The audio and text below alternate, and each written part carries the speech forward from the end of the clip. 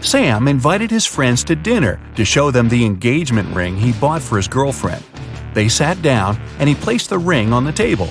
Suddenly, the lights flickered off and the room went dark. When the lights came back on, the ring was missing. He called the manager and they interviewed his friends. Julie said she hadn't even gotten the chance to see the ring before the room went dark. Roger said he saw the ring's sparkly reflection as the lights went out, but nothing else. Michael said he was searching for his phone to snap a photo of the ring. The manager took a good look at everyone and knew who did it. You have 10 seconds to figure it out.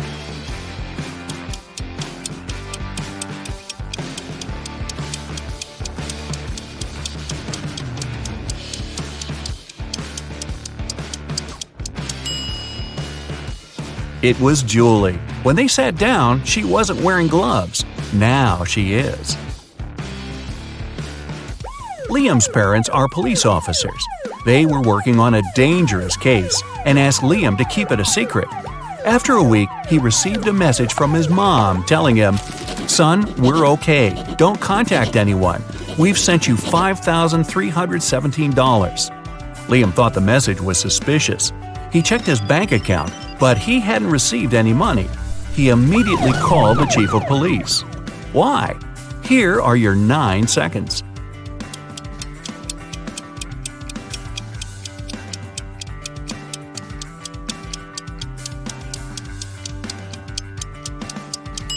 If you flip the number 5317 upside down and horizontally, it reads lies.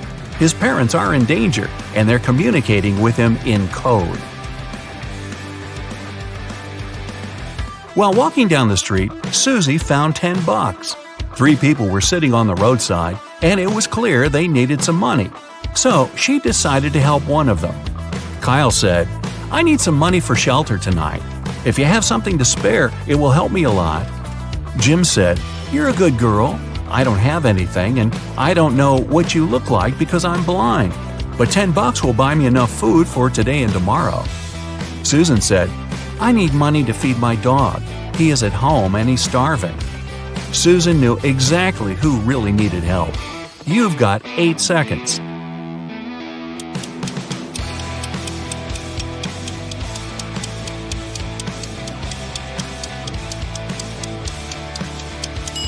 She helped Kyle. Jim must have seen the $10, which is why he asked for the exact amount, even though he said he was blind.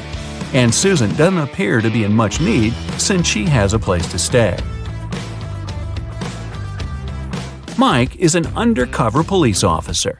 He had been following a suspect at the train station when the suspect exchanged a briefcase with another person. Michael followed the suspect further. The target walked into a huge corporate building. It was filled with security guards, and Mike couldn't get in. He saw through a window that the target went to the 10th floor. When Mike went back to his car, he found 3 uniforms in his truck: an electrician's uniform, a police officer's uniform, a window cleaner's uniform. You've got 7 seconds to pick one for Mike.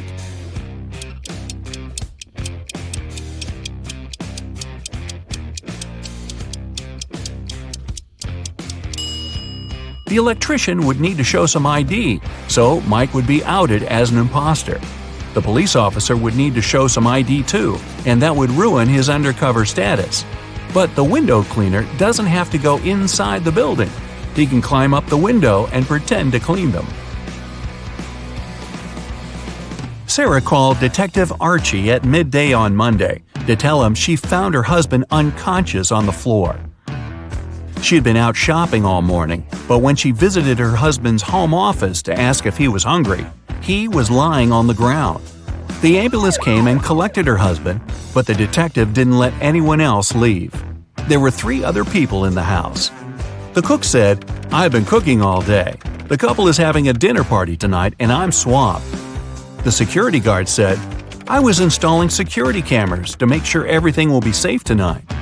The house cleaner said, "I've been cleaning the living room, the sitting area, and all guest bathrooms to prepare for tonight, since everyone will be indoors." Who is lying? Here are your 6 seconds.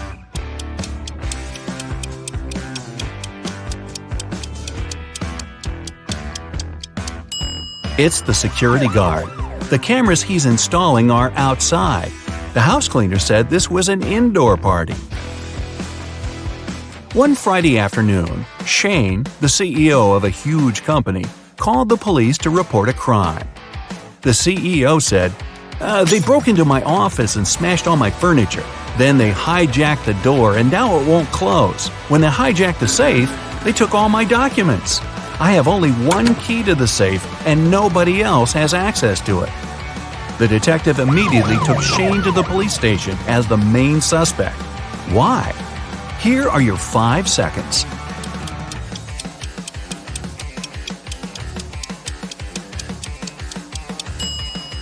If someone hijacked the safe, it wouldn't close, just like the door.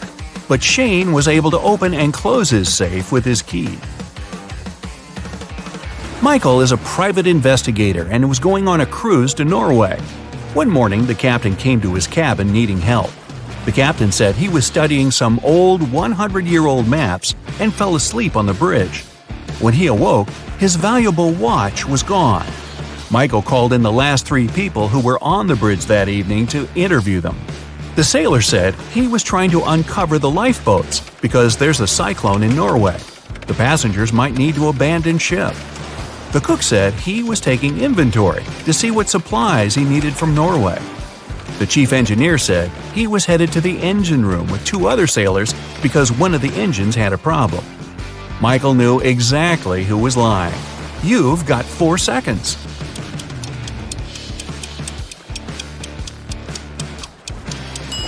It was the sailor. None of the lifeboats are uncovered, and if there's a cyclone, putting people on lifeboats in stormy seas would be more dangerous than staying aboard. Sally went to Hawaii for 6 weeks for her summer vacation. When she returned, her mansion was trashed and her dog was missing. She called the police and they started their investigation. Detective Michael noticed there were no signs of a break-in, and there was fresh fruit on the table. He interviewed 3 people. Sally's son said, "I never visit my mom's house. I'm allergic to her dog." The maid said, "I came here a week ago, cleaned the house, fed the dog, brought some food, and then I left." The butler said, "I was on vacation at the same time as Sally. I came back yesterday. Here are my tickets." Michael figured out who was lying in 3 seconds.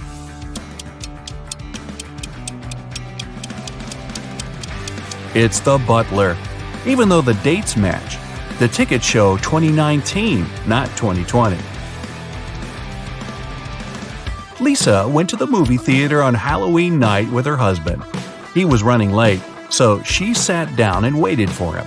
When the lights turned off, 2 people arrived and sat beside her. The one on the left had red spots on his shirt. He held a bag with red splatters that contained something very suspicious, and he had scratches all over his face. The one on the right had pale skin, bright red eyes, and he was holding a creepy doll. Lisa needs to go to the bathroom, and one of these people is her husband. Should she go right or left? Here are your 3 seconds.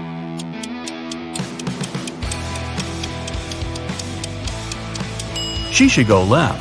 Since it's Halloween and both people are wearing creepy costumes, look at their fingers. The guy on the left has a wedding ring like Lisa. It's her husband. The guy on the right holds a creepy doll that seems to be alive. Lucy is hosting a career guidance conference to inspire young students to pursue their dreams. She invited one person from each profession. When the conference ended, Lucy discovered the most expensive painting in the meeting room was gone. She called the police, and they searched the briefcases of the last 3 professionals to leave the room. The electrical engineer has a bag filled with wires, circuit boards, small screwdrivers, and solder. The plumber has a wrench, a hammer, and some plastic pipes. The veterinarian has a laser, a hammer, a drill, a fluorescent light, and a pair of latex gloves. Which of the 3 is dishonest? You've got 2 seconds. The veterinarian. Most of the things in his bag aren't related to his profession, and he used the gloves to avoid leaving any fingerprints. Dun, dun, dun, dun. Detective Callum was having his evening coffee in a cafe and heard a waiter and a female customer arguing. He came up to them and asked what happened. The waiter claimed the woman ordered a soup, but the woman said that she didn't. Detective Callum knew exactly who was lying. Who was it?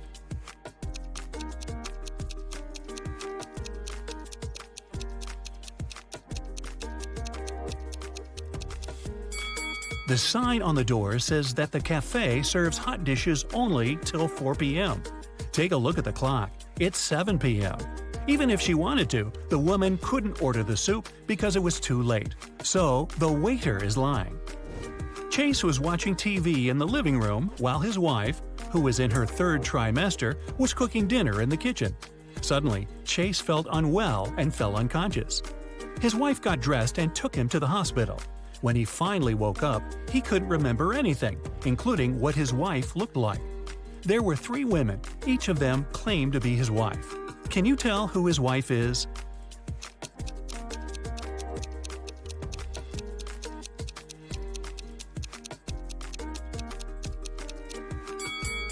Firstly, his wife was pregnant and was in her third trimester, so she must have a belly. So it isn't the woman on the left who doesn't look pregnant at all. Now look at the shoes of the other 2 women. One of them has her shoes untied. That's because she couldn't lean down and tie them herself, and her unconscious husband couldn't help her. So it seems like she is his real wife. Esme was having a regular walk in the forest. In the evening, she decided to come back home but got lost. She was wandering around until, guess what? She found the witch's house. She walked in, pet the cat, and asked if the witch can send her home. The witch was about to start a frog farm, and she needed Esme's help. If Esme solves it, the witch will let her go. If not, Esme will have to stay forever and work on her frog farm. She got 2 frogs. The number of frogs doubles every day. The seller told her that her little frog pond in the yard would be filled with frogs entirely in 100 days.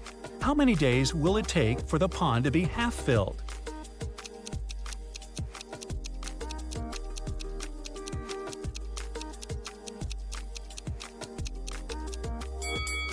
Since the number of frogs doubles every time, the pond will be half filled the day before the pond is filled completely. So it'll happen on the 99th day. Emery was on the expedition and finally found an old cave where pirates used to leave their treasures. However, there are 4 chests, but only one had the gold. If Emery touches the wrong one, she'll get locked in the cave forever. The first chest said, "The treasure is in chest 2 or chest 4." The second one said, "It's in chest 1 or chest 3." The third chest says, "It's in here." The fourth one said, "It's not in here." However, only one of these statements was true. So which chest should Emery pick?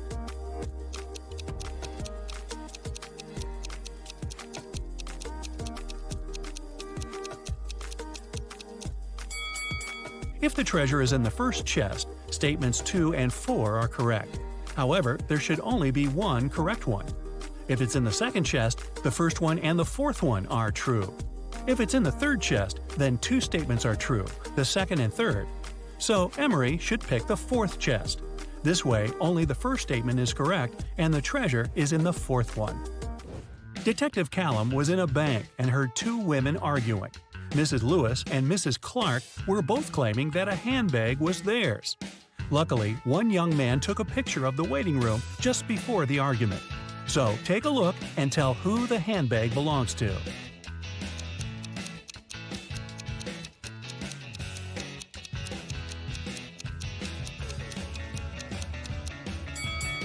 The handbag stands right between the women. However, Mrs. Lewis has a cast, and the bag stands next to her broken arm. If it was her handbag, she would put it on the other side of her, so the bag must belong to Mrs. Clark. Nick and Collins were traveling by train, and they were leaving at the same station. Collins stood up first and got his bag. But when Nick got his bag, he opened it and realized it wasn't his. So he accused Collins of trying to steal his bag. However, Collins says it was just an accident, because the bags looked exactly the same. Still, Nick didn't believe it was an accident. Take a look inside their bags and try to guess why. Collins' bag is only filled with a couple of plush toys. while Nick's bag had electronics and many books.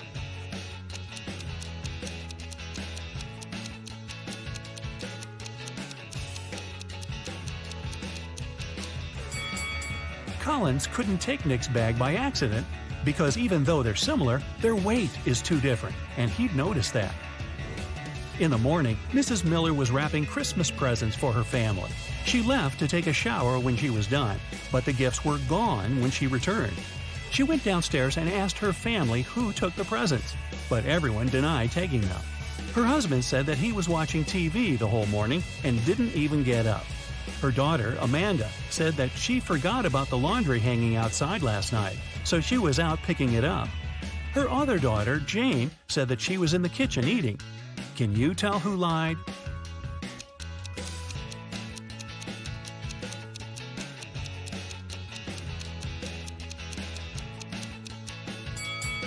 It was Amanda. Her laundry is perfectly folded and dry, but it's cold outside and the laundry would be all frozen if she just picked it up. Mason was arrested for robbing a bank. The police knew that his girlfriend helped him and wanted to arrest her too. They had 4 suspects. One of them was the girlfriend who was lying. Another was his sister, who didn't rob the bank, but was also lying because she wanted to help. The other 2 girls were innocent and were telling the truth. So who is Mason's girlfriend? Selena says Amelia is his girlfriend. Felicia says Penelope is lying. Penelope says Selena is lying. Amelia says Felicia is not his sister.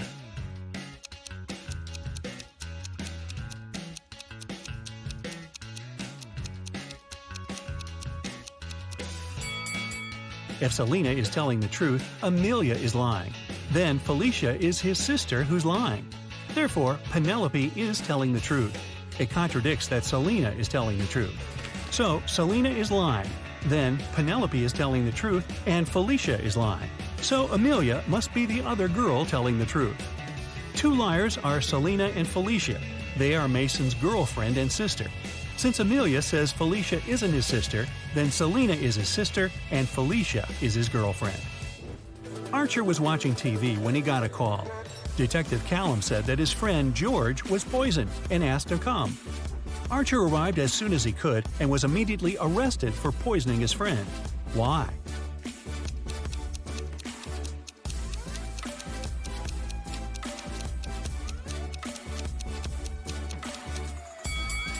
The detective didn't say where exactly to come. Maybe coming to his friend's house could be logical, but they are in some park. How would Archer know where to come if he didn't know what happened? A postman called Detective Callum and said someone needed help and gave the address. The detective arrived and found Mr. Hanks tied to a chair. Mr. Hanks said that he had been sitting there for several hours. Someone broke into his house at night, tied him up, and stole all of his money. His wife was outside the city. When the postman brought the mail in the morning, he asked for help. However, Detective Callum didn't believe the man and said that he staged it. Why didn't he believe Mr. Hanks?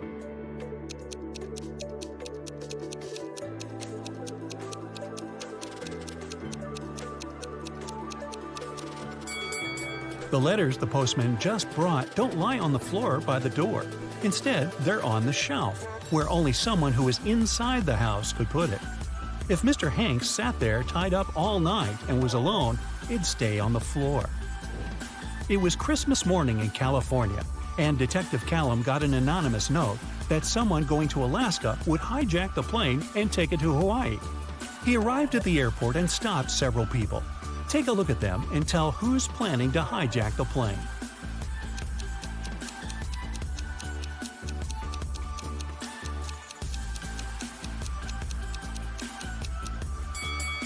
It must be the man who's the very first in line.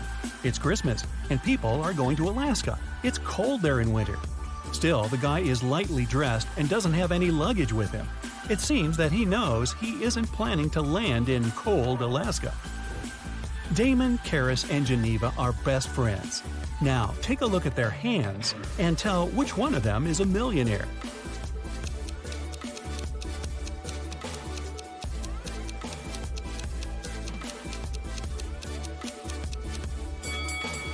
Damon has a Versace watch on his wrist, but it must be a fake one. Look, Versace is written with an H. Karis has some gold bracelets, but she has scratched nail polish. Geneva has just one bracelet, but it's Gucci and silver, and her nails look very neat. So I'd say she's a millionaire. Echo is taking part in a game show. He has a chance to win $10,000. Finally, it was time for the last task. The guy has to put his head in one of 3 boxes. In the first one, there are hanging electrical wires. In the second, there are hundreds of Venus flytraps. In the third box, there are dozens of scorpions. Which box should he choose to win the prize and stay safe?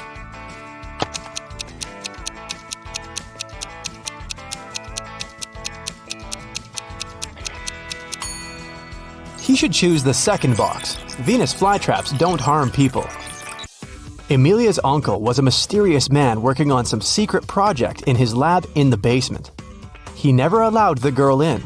So one day, when the man went to get a cup of coffee, Emilia broke into his lab. The door immediately closed behind her back and locked automatically. The lab was a teleportation machine. It could take Emilia to one of 3 places. The first place was the ocean where the Titanic had sunk.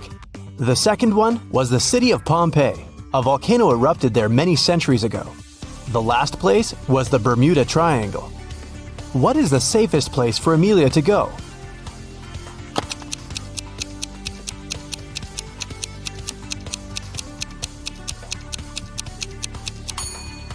I'd pick Pompeii. Going to the Titanic or the Bermuda Triangle would take her to the middle of the ocean. And the volcano in Pompeii erupted centuries ago. Now it's safe to be there. Gideon was locked in a dark dungeon. There were 3 ways out. Behind the first door, there was a room full of poisonous bees that could make people hallucinate. Behind the second door, there was a room without oxygen. Behind the third door, there was a room full of unfriendly aliens. Which way should he choose?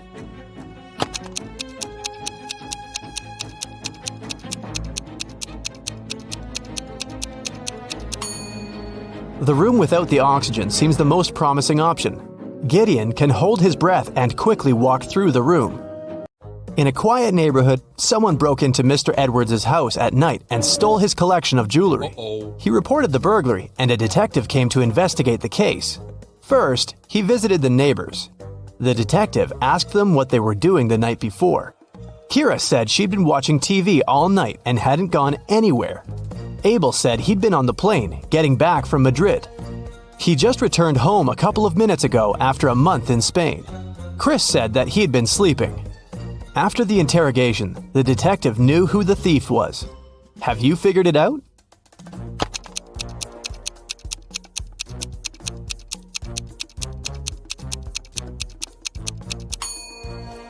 This was Abel. He said he'd just come back home, but look at his kitchen table. There are fresh fruits lying there. If he had been absent for a month, they would have gone rotten by now. It was a cold and rainy day. Detective Callum was in his office when he got a call from a hotel's cleaning man.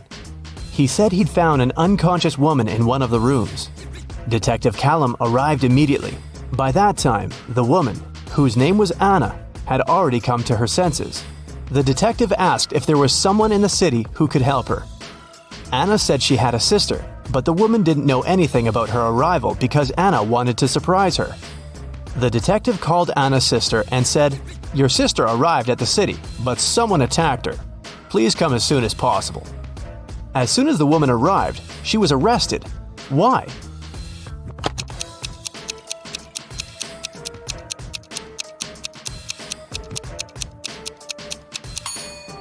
Anna said that her sister didn't know she was going to visit her. Detective Callum didn't specify where exactly the sister should come, but she still managed to find them. For some reason, she knew where the place was. Autumn is an archaeologist exploring an ancient cave. After a month down there, she found a hidden place with 3 chests. One of them had gold in it. But if the woman picked the wrong chest, she'd get locked in the cave forever. The note on the first chest said, "The gold isn't in chest 2. The second note said, "The gold is in chest 1 or 3. And the last one said, "The gold isn't here." Which chest should she open?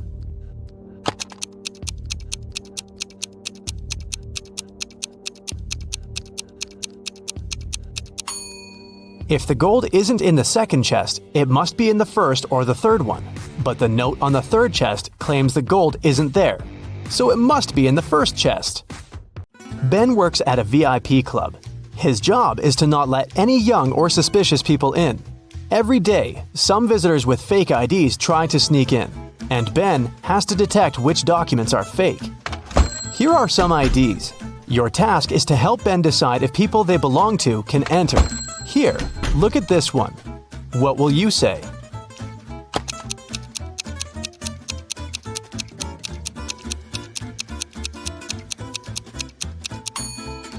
It seems like she was born on the 28th of the 13th month. This ID doesn't look real. Great, another one for you. Should Ben let this guy in?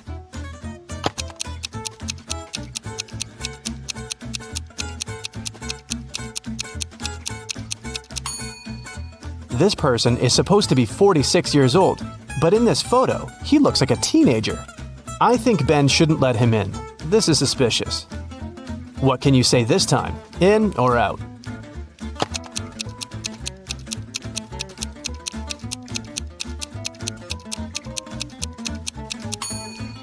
This ID seems real. I think it's safe to let her in. Another person, another decision. Does anything bother you here?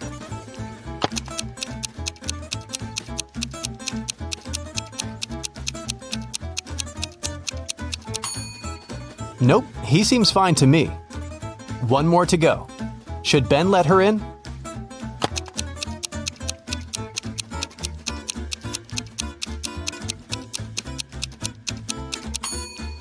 Look at her address. Canada, USA? This is weird. I bet it's a fake ID. So I'd say nope. Mason went to visit his grandma, who lived in a different part of his neighborhood. While he was in her house, his bike got stolen. Mason called the police. He said that he'd seen the bike had been taken by Mr. Jones. It was the neighbor the guy had always been arguing with. Mason and a detective came to visit Mr. Jones. The police officer asked if the man had stolen the bike.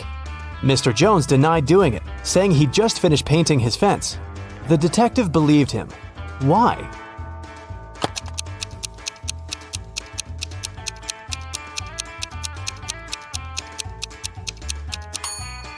His story seems true.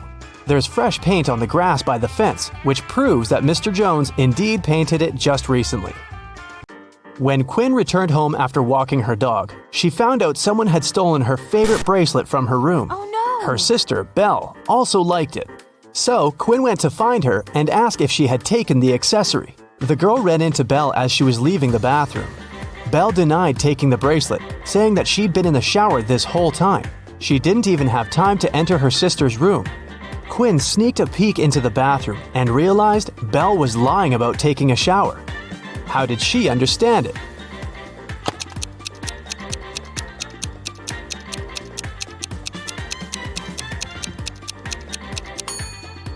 If Belle had really taken a shower, the bathroom mirror would be foggy, but look, it's absolutely clear. The city's richest lady, Mrs. Anderson, came to watch a football game. She was sitting on the best seat in the first row. In the middle of the game, she noticed that someone had stolen her diamond necklace. Luckily, a detective was sitting right next to her. He started to observe people around. One person became his main suspect. And who do you suspect?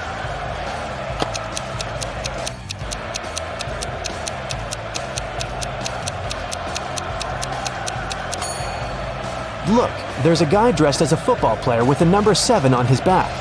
But as you can see, number 7 is playing the game. Someone must have dressed as a player to blend in. Evie was living with her partner. She didn't want to tell her parents about her relationship yet, so she kept it a secret. Once, her mother came from another city to visit Evie. The girl's partner was on a business trip at that time, so she decided to pretend that she lived alone. And still, her mother could tell that Evie was dating someone. How did she figure it out?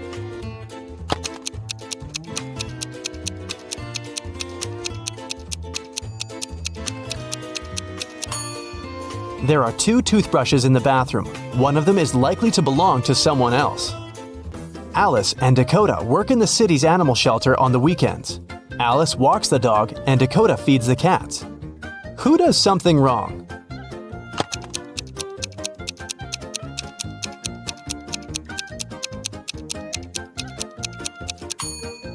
Dakota. She gives the cats dog food. Sophie and Ever are having a picnic in the park. Sophie is talking to her brother on the phone, and Ever is eating berries from a bush. Who is not smart?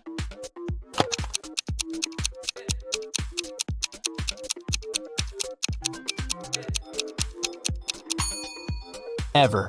There is a warning sign saying the berries are poisonous. A family is working in the backyard. Atlas is mowing the lawn, and Cassidy is watering the flowers. Can you tell who is doing something wrong?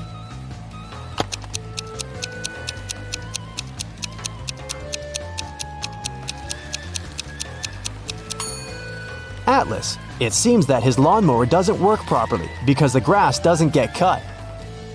Tatum woke up in a hospital. 2 men came to visit her. Both of them claim to be her doctor. Can you tell who the real doctor is?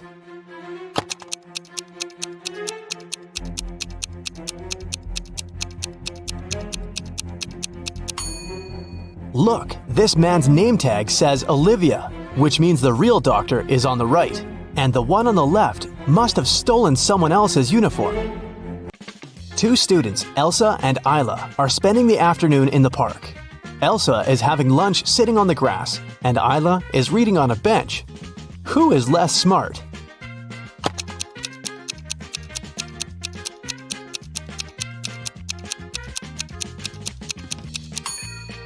Isla. The bench has a sign, wet paint. Mrs. Evans came to a cafe to have lunch and saw her daughter Scarlett sitting at one of the tables. She came up to her and asked the girl why she wasn't at school. Scarlett said that her last class had finished a bit earlier and that she came here just a couple of minutes ago to get an iced coffee. She promised to be gone in 5 minutes. Still, her mother didn't believe her and grounded Scarlett for missing school. Why?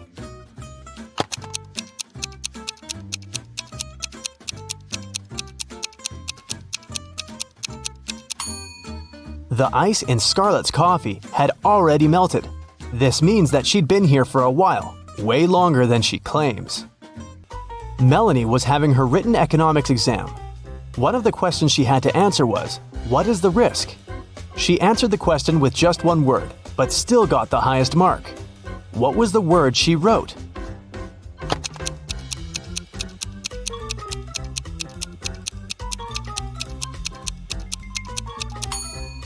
She must have written the word this.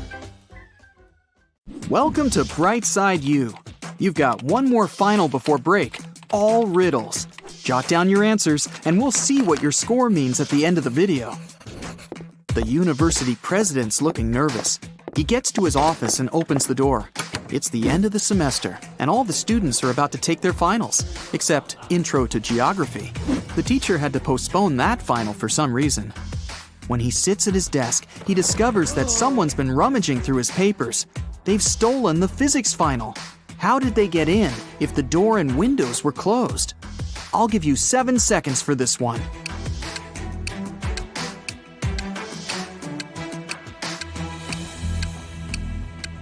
That ventilation panel above the president's desk, it's been moved. Someone crawled all the way through there. Impressive. But who did it? To answer that, you need to solve a bunch of other riddles first. Then maybe you'll figure out the mystery at the end of the video. The president leaves his office and walks down the hall. There's a loud crack, and the power goes out all over the building. Someone must have flipped all the fuses. He heads down to the break room to see what's up. I mean, he's the president after all. Yep, someone's been messing around down here. There's 3 suspects in the room. The cleaner says somebody turned off the generator when he came in to clean. Rachel's a new transfer student. She says she totally got lost and ended up in here by accident. Simon's a junior. He has his phone in his hand. Says he was playing one of those video games where you have to find stuff. Which one of them shut off the power? Your 7 seconds starts now.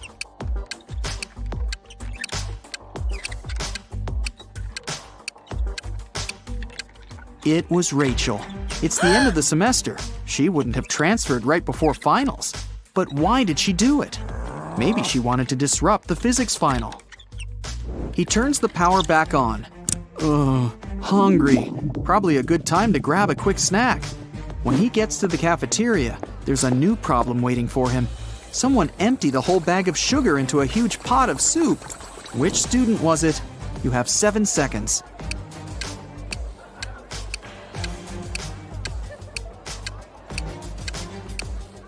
All the suspects have bowls of soup in front of them, but one of them doesn't have a spoon, just a fork. He was never going to eat the soup. He knew it would taste disgusting. Just as the president finishes up his sandwich, he gets a text. It's from a professor. He needs help in his office ASAP. In the office are 3 students, standing around and looking guilty. The professor claims one of them graffitied the painting on his wall. Which one did it? You've got 7 seconds to figure it out.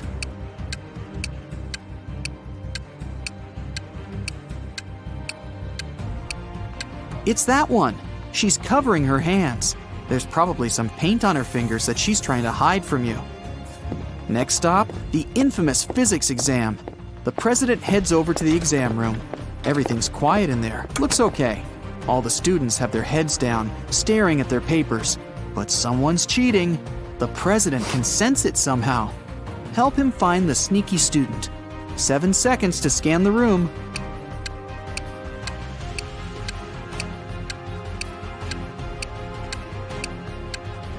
It's the guy with his legs crossed. Clever. He wrote the answers on his calf muscle. But where did he even get those answers? After a brief shakedown, he spills the beans. He got them from a friend. That hassle's over. Time for a coffee and a snack. A big one. But just then, a piercing beep smashes through the silence. The fire alarm! Oh, come on. Students file out of their classrooms, and the entire university has to be evacuated. The students are standing outside, looking at the building. No fire, no smoke even. The president gets a text from the alarm company. The alarm was triggered by a person, not a smoke detector. The president looks around. Time to round up the usual 4 suspects. Matt says he was in the bathroom when the alarm came on. Julia was taking the geography final. Clark and Lex were studying strange green meteorites together in the science lab. Which one of them is lying? You have 7 seconds starting now.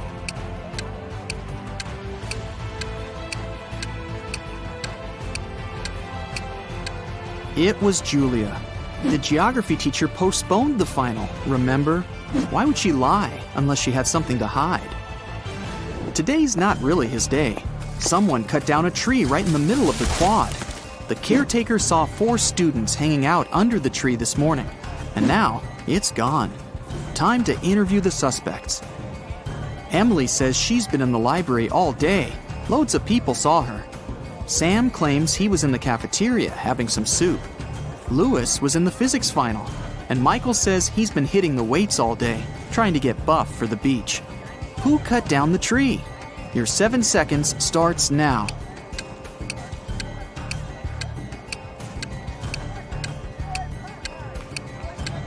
It was obviously Sam.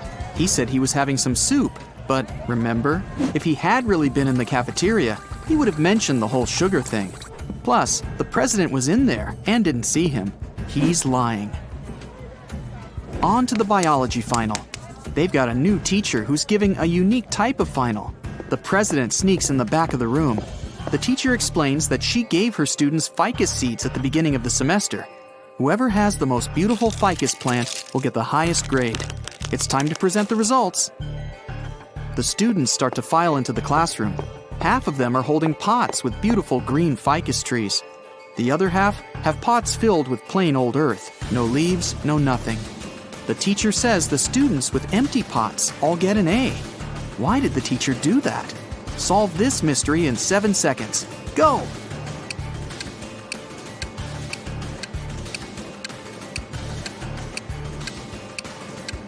At the beginning of the semester, she gave everyone fake ficus seeds.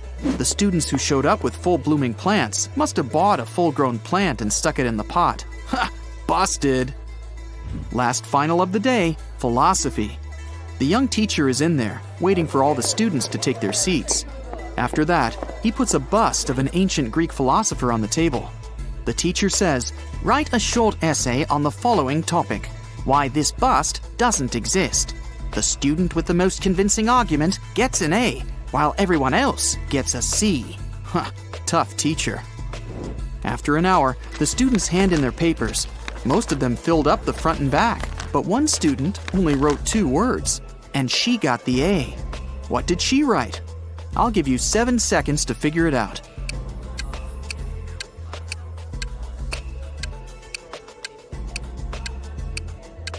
She wrote, "What bust?" The president heads outside again, this time for the parking lot. What? Someone took the tire right off of his car. How's he gonna get home? He still has a spare tire in his trunk, but the thieves took the bolts too. All 4 of them. What can he do?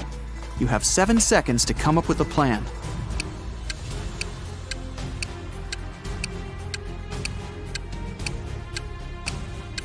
He needs to unscrew 1 bolt from each of the other 3 tires and attach them to the spare. Each tire now has 3 bolts. That'll be enough to get to the nearest service station. What an intense day. The president's ready to kick back for a few, but he gets another urgent text. There's broken glass all over the quad. Someone broke a window up there. The only 3 people around are a cook, a gardener, and a student. The cook says he's been boiling up a new soup for the last hour, since someone put sugar in the last one. The gardener admits he was up in a tree cutting branches. He saw a student break the glass. The student says he was studying in the library. I'll give you 7 seconds to figure out who's lying.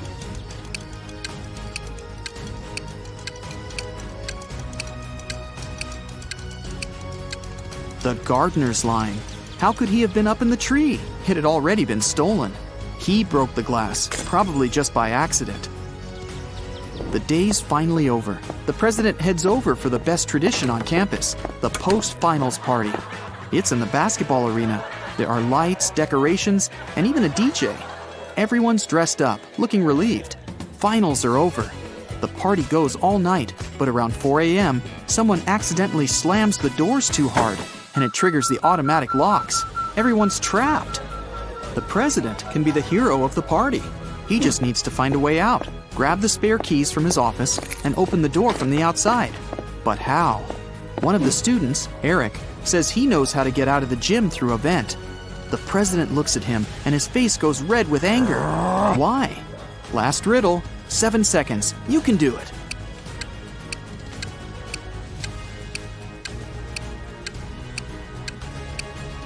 Eric just gave himself away. He's obviously been in the ventilation shafts before, so it was probably him who stole the physics final. How did you do? Count up your correct answers, and let's see how you fared on your final exam. 0 to 3 points. Looks like you'll need to sign up for some classes over break. Keep watching riddle videos. You'll get better in no time. 4 to 7 points. Solid B+, but I'm sure you can do better next time. 8 to 12 points? You nailed that final. Leave your books in your locker and enjoy your well-deserved vacation. Dennis is a talented architect.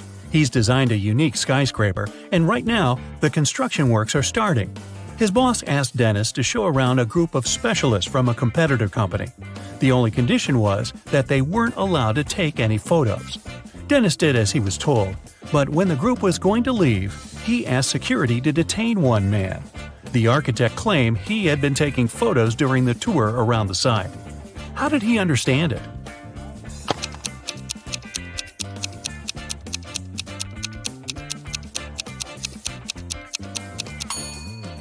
The man was carrying an umbrella. He kept pointing it at different objects, asking lots of questions. But the sky is cloudless. What does he need an umbrella for? A camera must be hidden there. Nathan came to his friend Zachary, who worked in a museum. Look what I've got, a priceless manuscript that was written more than 1,000 years ago.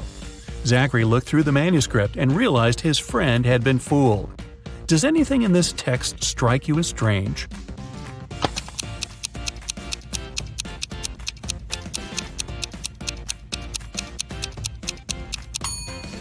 If we talk about the dates before the Common Era, they should be in reverse order.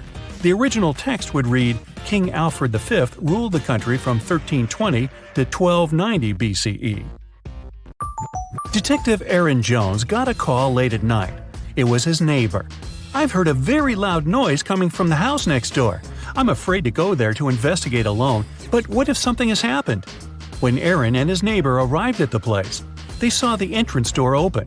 They ran inside and found the house owner, Mr. Anderson, on the floor of his bedroom, tied and moaning in pain. He said he had been in bed reading a book, and then a man in a black mask broke into his room and hit him on the head. Then he tied Mr. Anderson, took all his money and other valuables, and disappeared. Detective Jones didn't believe the man. Why?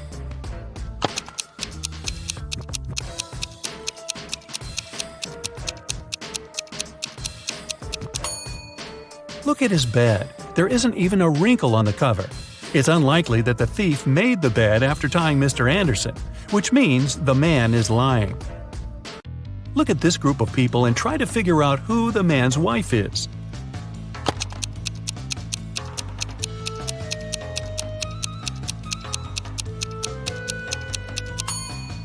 It's the woman in purple. Both she and the biker are wearing matching wedding rings. Joan took part in an experiment, testing her logical thinking and analytical skills. She had to crack riddles to get to the next level. Right now, the girl is locked in a small room. The door will open automatically once she figures out the riddle written on a piece of paper. Which principle is this sequence based on?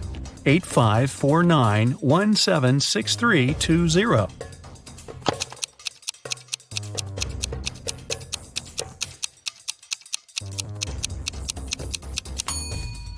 The numbers are lined up based on the alphabetical order of the first and second letters of their name. 8, 5, 4, 9, and so on. Joan managed to get out of the room and is ready for the next task. This time, the girl needs to join all the blue points on the screen, but she's allowed to use only 3 lines. How can she do it?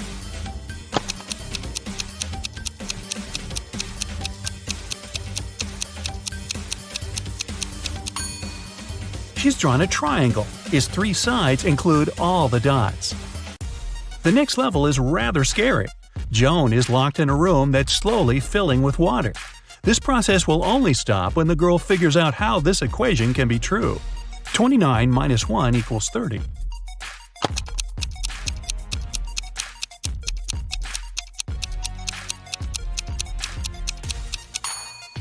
Even under these stressful conditions, Joan managed to crack the puzzle.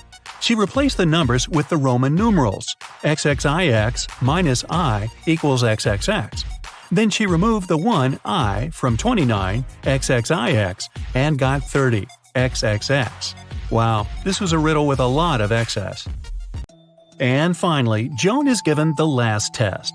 She needs to figure out which object is the odd one and doesn't belong to the group. Can you do the same?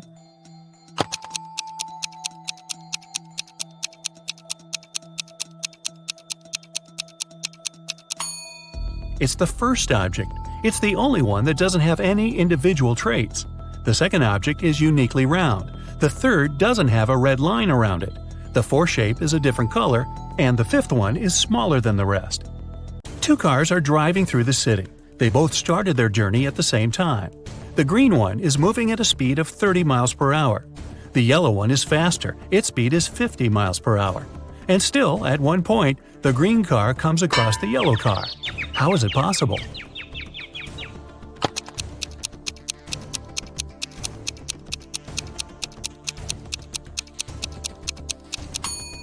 Well, the cars were traveling in opposite directions.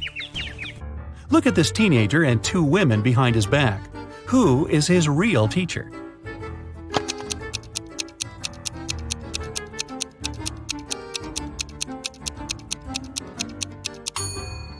The answer is in the reflection behind their backs. You can see that both women are holding pointers, but in the mirror, only one of them has it. She is the real teacher. 2 men are going to fill their watering cans with water from the river. Who will bring more water?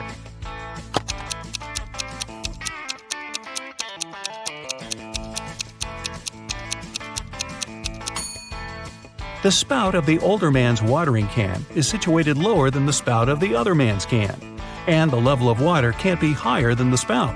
It means the younger man will bring more water. Evelyn wants to visit one unusual restaurant, but to get there, one must know the password. The girl hides around the corner to figure it out.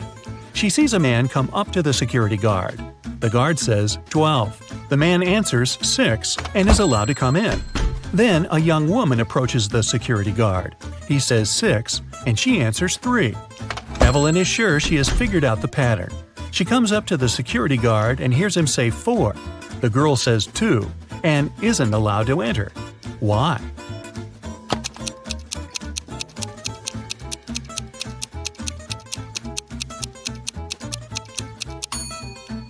The password is always different. It's the number of letters in the word the security guard says. Like the word 12 has 6 letters. That's why Evelyn should have answered 4. A manager of the most luxurious sea resort in the area called the police. She said someone had stolen a set of very expensive monogrammed bed linen. 3 guests left the hotel that morning: Mr. Sam Taylor, Mrs. Amanda Martin, and Mr. Michael Smith. The police detained one of the guests and indeed found the bed linen in their suitcase. How did the detectives figure out which person was the thief?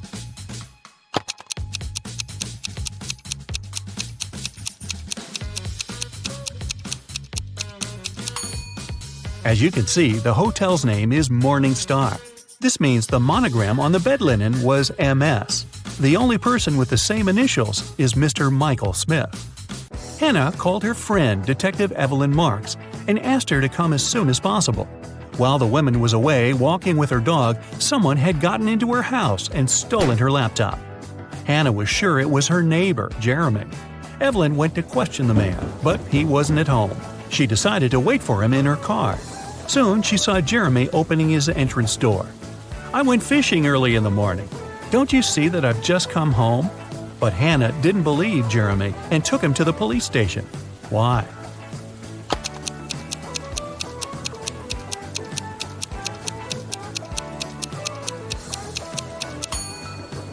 The guy was wearing white sneakers, but it's been raining since early morning. If he was out fishing, how can his shoes look so clean? Detective Jacob Robinson was spending his vacation in the mountains. One morning, he found out someone had stolen a big sum of money from the owner of the hotel where he was staying. Jacob offered the man his help and questioned all the hotel guests. Emma said, "I felt unwell and spent all the evening in my room." Lewis explained to the detective that he had only arrived at 2 a.m. and had gone straight to bed. And Simon said, "I've got friends living here in the village. I went to visit them and returned in the morning, just an hour ago." Detective Robinson immediately realized who was guilty. Do you know it?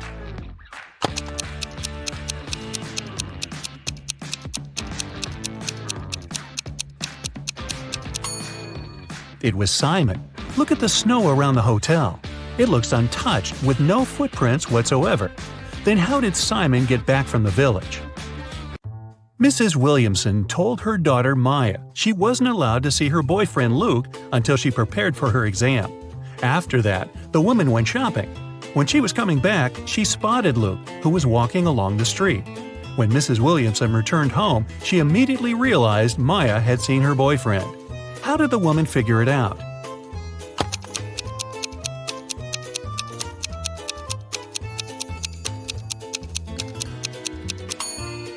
When she was leaving, there were 5 roses in the vase on the kitchen table. Now there were only 4. And when she saw Luke, he was carrying a rose. Private Detective Sean was waiting for his client in the lobby of a large hotel. The client was running very late. That's why, to entertain himself, Sean was observing the hotel guests. He noticed a man at the reception desk. He had 4 suitcases, but refused when the porter offered to help him with the baggage. The man went to his room, only to reappear 5 minutes later with the largest of his suitcases. Half an hour later, he returned without the suitcase and went to his room. Soon, he rushed to the reception shouting, "My suitcases, they're gone!"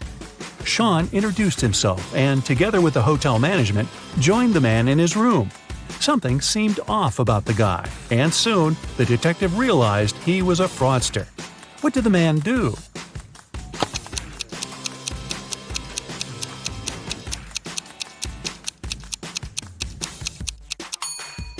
Each of his suitcases was smaller than the previous one. The man packed all of them into the largest suitcase and left with it. And then he pretended someone had stolen his things. Detective Taylor was chasing a dangerous criminal. Suddenly, the man entered a hospital, but there are hundreds of rooms there. Luckily, it was raining, and the criminal left footprints on the floor. The detective followed them and got into a small room. There were 3 people there. All of them were covered in bandages from head to toe. But one of them was a fake patient. Who?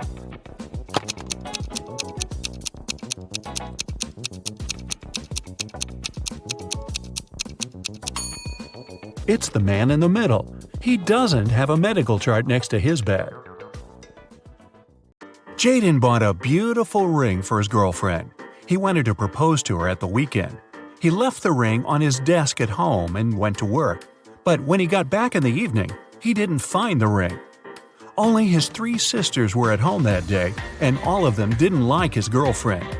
He went to question each of them.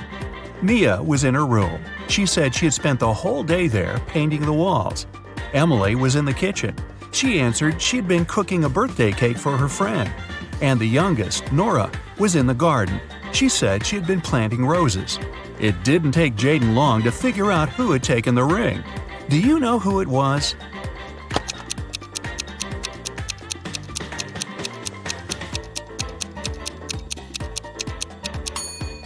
It was Nora. She looks too tidy after spending the entire day in the garden. Plus, she doesn't have any garden tools. Carter's literally running home from school. He has a piece of cake waiting for him there. But as soon as the boy opens the fridge, he realizes someone's eaten his cake. It can only be his elder sister Maya. He sees her leaving the bathroom. "How could you? I've been dreaming about this cake for the whole day." "What are you talking about? I came home half an hour ago. I immediately got in the shower and just finished." Carter isn't convinced. His sister's hair is completely dry. Maya is both telling the truth about the shower and lying about not eating the cake. How is it possible?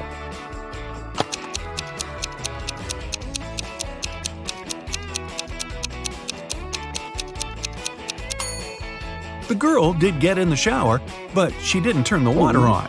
She was just sitting there and eating the cake. Someone stole the money Adam kept in his safe. Oh my God. The police questioned 3 suspects. Julia said she'd gone to bed at 10 p.m. and fallen asleep right away. Parker told the detective he'd been watching TV from 11 p.m. to 2 a.m. And Aiden had said he had been at his friend's playing computer games all night. The police immediately arrested the thief. Who was it?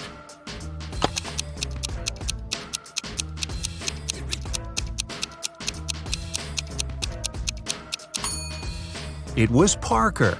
He was very specific about the time. The best player of Julian's volleyball team disappeared right before the game. Julian suspected 3 players from the rival team.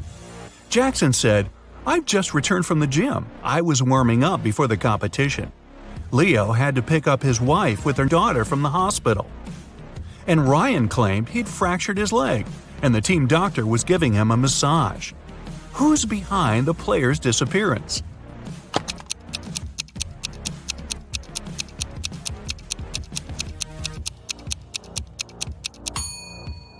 It's Ryan. Getting a massage when your leg's broken? Really?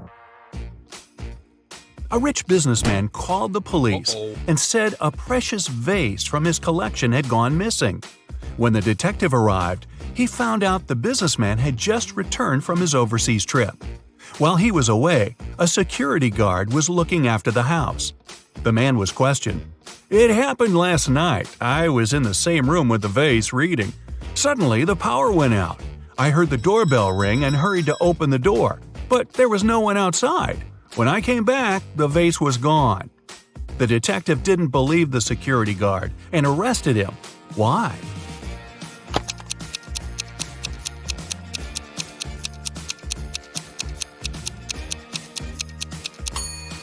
The doorbell can't ring if there's no electricity.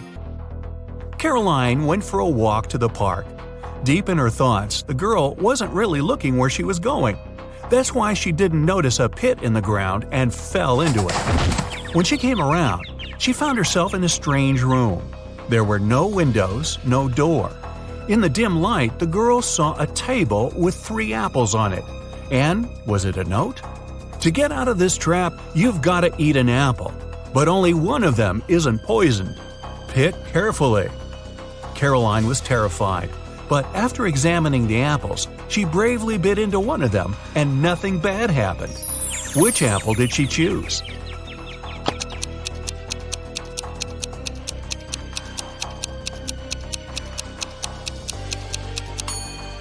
The girl chose the apple with the worm peeking out of it. If this creature can eat the fruit, a human can too. Mary worked as a maid in a rich family. Once they left for a 1-week vacation. The girl stayed alone and looked after the house. When her employers returned, the wife discovered that 2 of her diamond rings had gone missing. The woman called the police and accused Mary of taking the jewelry. Can you help the girl prove she has nothing to do with the theft?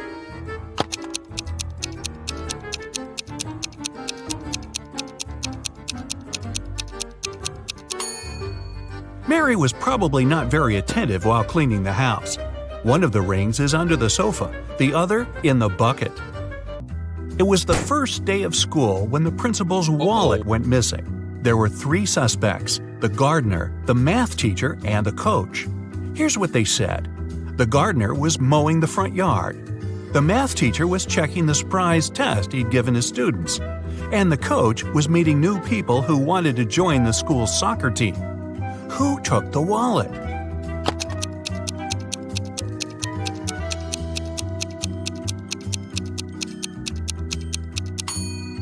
It was the math teacher. Nobody gives surprise tests on the first day of school. Landon's mother is going to visit her relatives in another town. Before leaving, she enters her son's room to say goodbye. Oh my, it's a terrible mess. And the boy's playing games on his phone. The woman takes the gadget away and locks it in her safe. I'll tell you the password only after you send me a photo of your room, tidy and squeaky clean. She's at the railway station when Landon sends her the photo. She's happy at first before she realizes it's an old one. How did she understand it?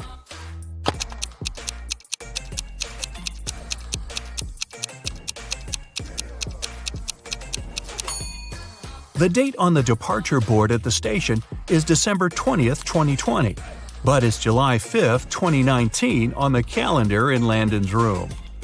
Logan is a special agent who's trying to catch a notorious villain. After long months of investigation, he finds the criminal's headquarters. But the door is locked, which is not a surprise really. Logan sees a screen next to the entrance. He touches it and the display lights up. It must be a riddle. Our special agent needs to solve it to get inside. Add 1 line to make it right. 9.5 equals 10, 10, 10. Logan cracks the puzzle in no time. What's the answer?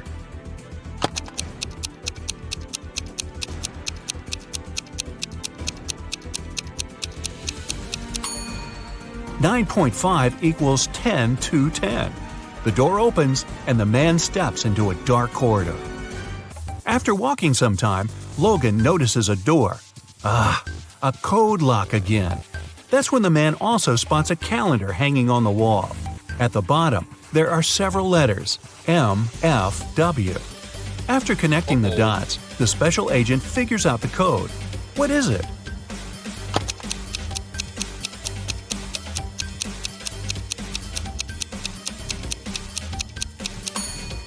It's 153. The letters stand for the days of the week, Monday, Friday, and Wednesday. Monday is the first day, Friday the 5th, and Wednesday the 3rd one. The door swings open and Logan sees a room. There's not much inside, just an old mattress, several half-rotten fruits in the corner, a small knife half hidden under the mattress, and a water dispenser with a bottle of water on top of it. The villain must have kept someone here. Anyway, there are 4 doors leading out of the room. Behind the first one, there's a mother bear with a cub. The second one leads to a lake with hungry crocodiles. Behind the third door, there's a room filled with toxic gas. And the fourth door hides a wall of fire. With his special training, Logan doesn't need much time to choose the door and leave the room. Which one does he pick?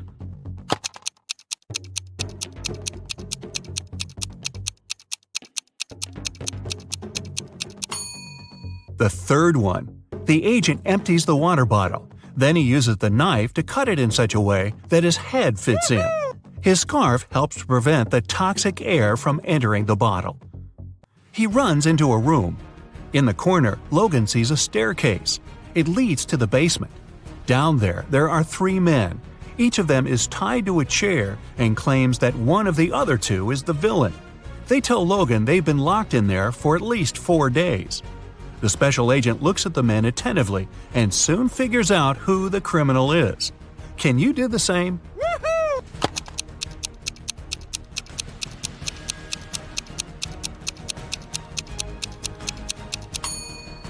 The villain is the man on the left. 4 days have passed, but he has no stubble whatsoever. Case solved. Allison is a big boss in an international company. One day, she's hurrying to an important meeting when she notices the documents she needs haven't been printed out. But she's asked at least 3 of her subordinates to do it. Ian says he's just returned from the supermarket because they've run out of coffee beans. Robert claims he's been terribly busy drafting a new contract. And Alice answers she's been in the kitchen, preparing snacks and making coffee for the meeting. Who's actually forgotten about the task and making up excuses at the last moment?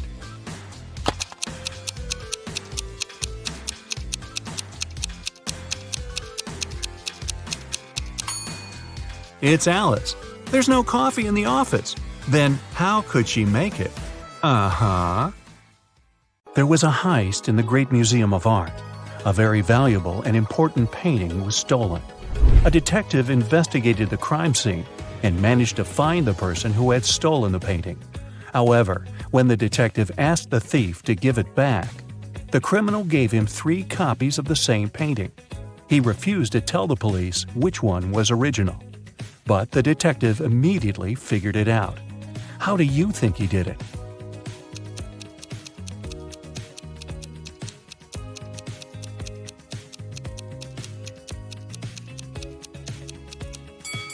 Do you see that each painting has a different frame?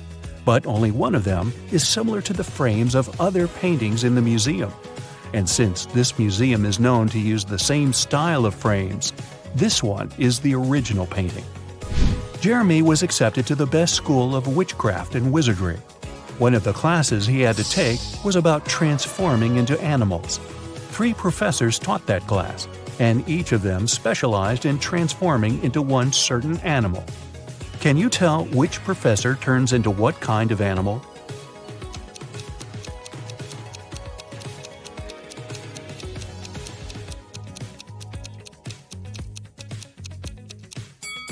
Do you see that the first professor has a forked tongue? She must transform into a snake. Have you noticed that the second professor has a lion's tail? Her animal must be a lion. And do you see bear claws the third professor has? Then he must turn into a grizzly bear. Tony was going to study abroad for 1 semester. He flew into another country, found his new dorm where he was going to stay, and unpacked his stuff.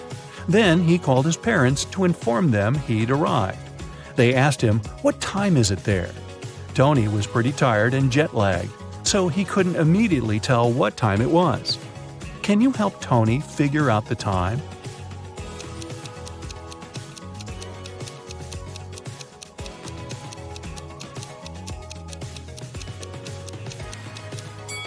Look, the Eiffel Tower and Sydney Opera House views are just posters, but you can actually see Mount Fuji through the window. So, Tony is in Tokyo, and it's 8:45 there. Carly, Zoe woke up one day and found themselves in a weird place that looked like a jail. Which of them will be able to escape?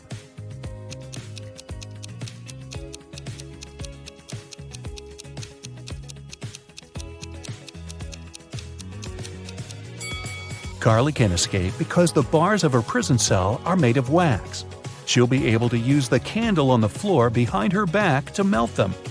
Zoe can also escape. Do you see several rats in the corner that are munching on the bars? It's because the bars of the girl's cell are made of salted breadsticks, and she can eat them and escape. Isabella was a princess and the heir to the throne. One day, an evil witch lured her into an enchanted forest so that she could take over the kingdom.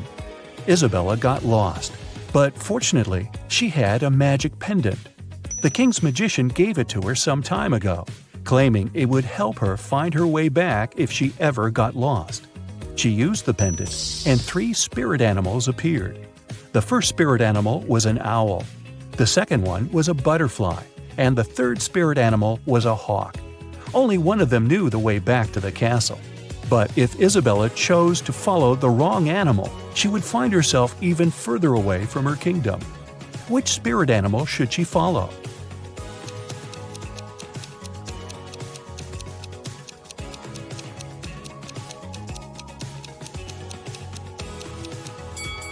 Have you noticed the kingdom banner in the throne room? It has a butterfly on it, so it's the official symbol of this kingdom. Isabella should follow the butterfly. Toby was a rich businessman.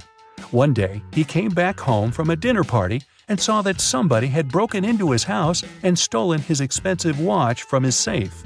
He called the police. They investigated the crime scene and found 3 suspects. Gordon said that at that time, he'd been at home trying to make his teenage kids go to bed. Danny said he'd spent the whole night at a party with his friends. And Matt claimed that he'd been at a movie theater watching a new superhero movie between 12 and 2 a.m. The police immediately realized who'd broken into Toby's house and stolen the watch. Have you figured it out?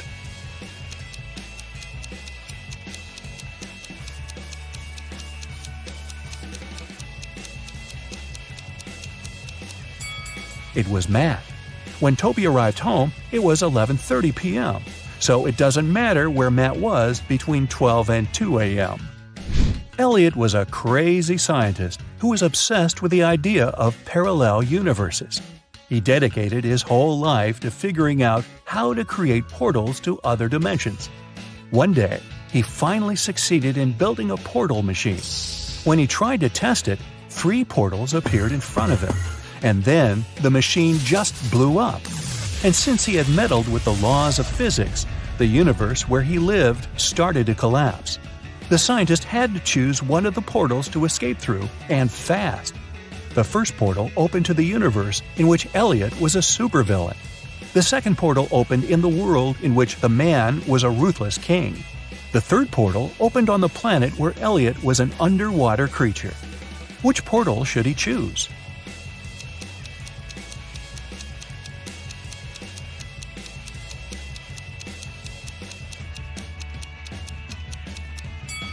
Do you see the portal machine the supervillain Elliot is holding?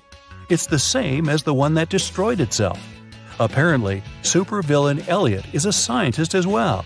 He might be able to help the real Elliot to bring his original universe back by making a better portal machine. Sally was at a crowded concert. Suddenly, she felt somebody reaching into her bag and pulling out her wallet that only had her credit cards inside. She couldn't see who the person was, but after checking the footage from the surveillance cameras, security guards were able to narrow it down to 3 suspects. Joshua said he had been sharing concert videos on his social media and didn't have anything to do with the theft. Jennifer said she was super rich and didn't need anyone else's wallet with credit cards. She only used cash when she went shopping.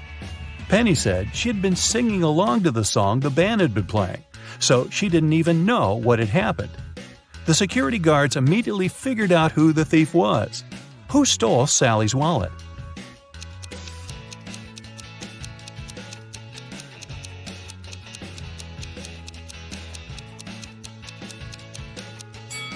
Nobody told Jennifer that the wallet contained only credit cards, but somehow she still knew it. She must have stolen it. Mary found a new job in another city, so she had to move. The realtor found 3 options for Mary to choose from and took her to see each of them. First, she brought Mary to apartment number 1, which was located downtown.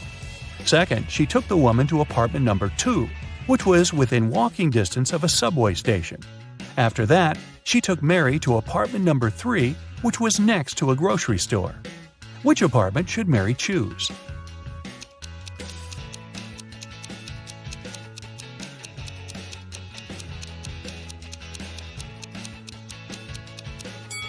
Since apartment number 1 has a rat living in it, and apartment number 3 has a crack in one of the walls, Mary should choose apartment number 2. Miss Sanders took her students camping at the weekend. She wanted to tell them about forest plants. During the trip, one of the students wandered off and got lost in the forest. Hours passed, but he couldn't find his way back. The guy felt very hungry, but he didn't have any food with him. That was when he saw 3 different bushes with 3 different kinds of berries in front of him.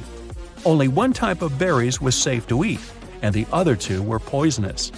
Which berry should he eat as he's waiting to be rescued?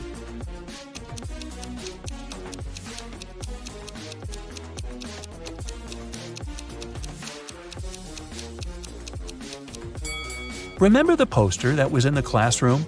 It stated that these 2 kinds of berries were poisonous, so only these ones are safe to eat.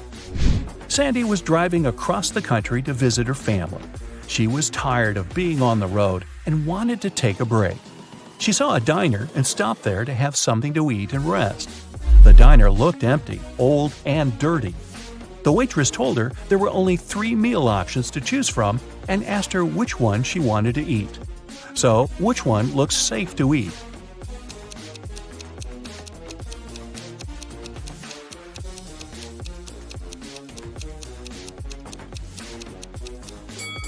Do you see the fumes coming from the first meal?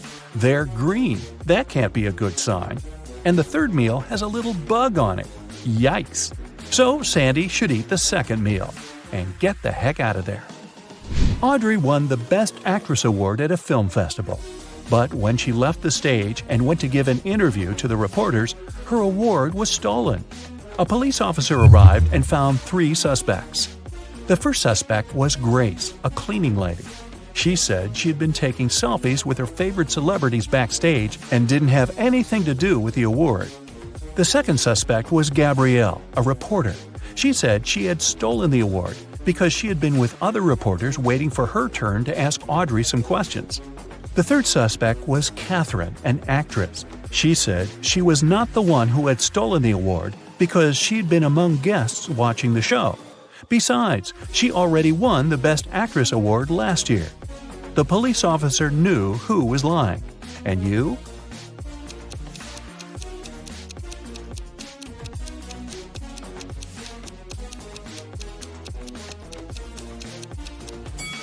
Take a closer look at the selfie Grace took. You can see Catherine behind, sneaking away with the award. Okay, listen to me very carefully, my friend. Here's the deal. First, to steal the diamond, you need to get to a remote island. It doesn't exist on any map, and it's forbidden for ordinary people to be there. The diamond is in the heart of this place, inside a well-guarded deep underground bunker. It's impossible to get there through the main entrance. But lucky you, there's also a secret jail on the island. You can get there as a prisoner and then escape through the underground tunnel. That tunnel will lead you into the bunker. Then you should find the diamond. You'll have very little time for the whole operation. When you're done, a boat will be waiting for you in the southern part of the island. Do everything correctly and follow the plan, and then you'll encounter no problems. Got it? Alright, let's go. You and other prisoners get into a helicopter and fly to the island. You're handcuffed. At one moment, the helicopter begins to shake. The pilot says you're falling. He puts on a parachute and jumps out of the helicopter. Take a look around and decide what to do next. Faster! You see the keys to your handcuffs hanging near the cabin. Then you get rid of the handcuffs. The prisoners ask you to release them too. But be careful, these people are dangerous. All 3 of them say they know how to fly a helicopter. Who will you believe?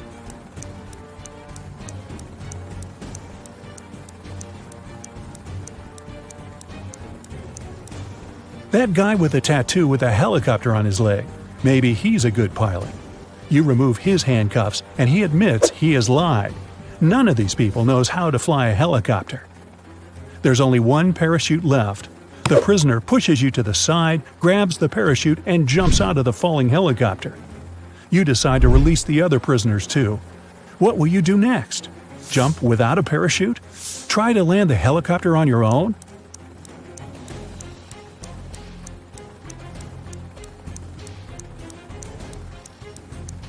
The helicopter's pilot abandoned the vehicle because the landing was impossible, so you will not succeed either. You need to jump.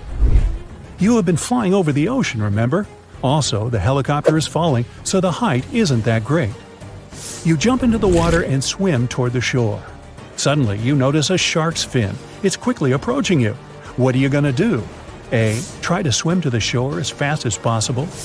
B. Don't swim anywhere and just float in the water. C. Dive and start waving your hands to scare the shark away.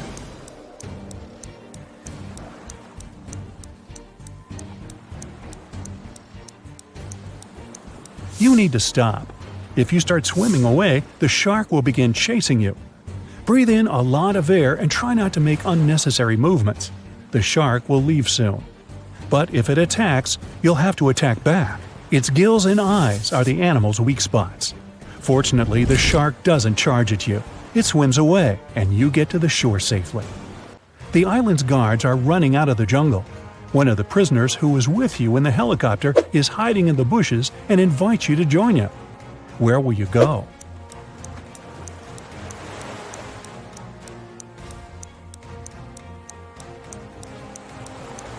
Let the guards catch you and take you to jail. Don't forget about your mission.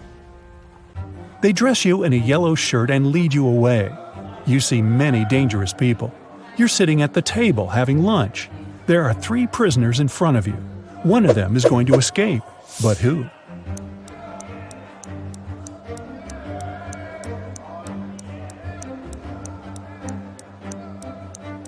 That man with a book. A metal file serves him as a bookmark. Today, he will also try to escape. The underground tunnel leading from the prison to the bunker is located under the laundry room. You need to get out of your cell and get there. To do this, you have to get the metal file and pick the lock. Everyone goes out into the courtyard for a walk. You're following the man with the book. He sits down on the bench and hides the book under the seat. You need to distract him and get your hands on the book. You can use a basketball, dumbbells, or playing cards. What will you do?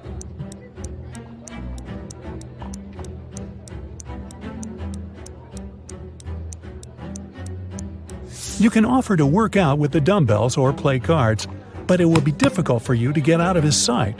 Start playing basketball. Throw the ball far away. The prisoner will run after it. Meanwhile, you'll take the book. So you grab the book but find no file inside. Instead of this, you find some money.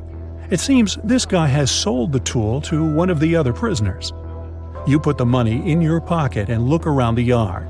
Which of the prisoners can have the metal file?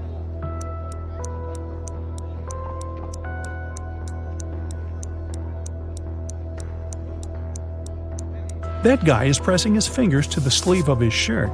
Apparently, he's hiding the tool there. You're about to approach him, but one of the prisoners starts a fight. The guards are trying to prevent a riot. In all this chaos, someone hits you on the head and you lose consciousness. You wake up in a hospital ward. Oh no! You have almost no time left. The doors are locked. Several security guards are walking around. How can you get into the laundry room?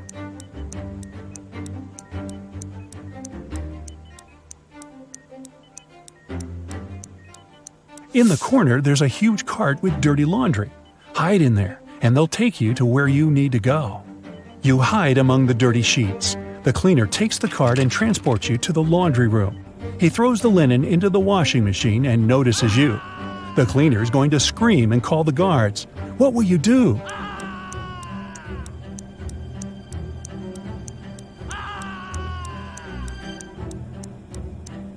You have some money, remember? You can pay for his silence. You move one of the washing machines and find a hatch under it.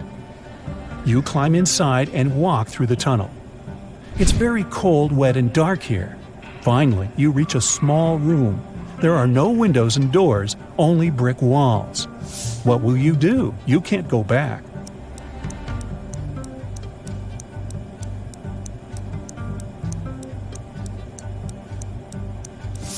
Among all these bricks, there's one sticking out of the wall. Try to push it. It worked. A secret door opens, and you step inside. You go down and find yourself in front of another iron door. You notice an oxygen tank with a mask lying nearby. You open the door and find yourself in an airlock room between two iron doors. One of the doors closes behind you. All the oxygen gets pumped out. You can't breathe, so you put on the mask. The second iron door opens, and you go inside. You see 3 tunnels. The first tunnel is filled with moving axes, blades, and other traps. High-voltage electric discharges flicker in the second tunnel. The third tunnel is burning with a bright flame. One of the threats is an illusion. Which tunnel will you choose?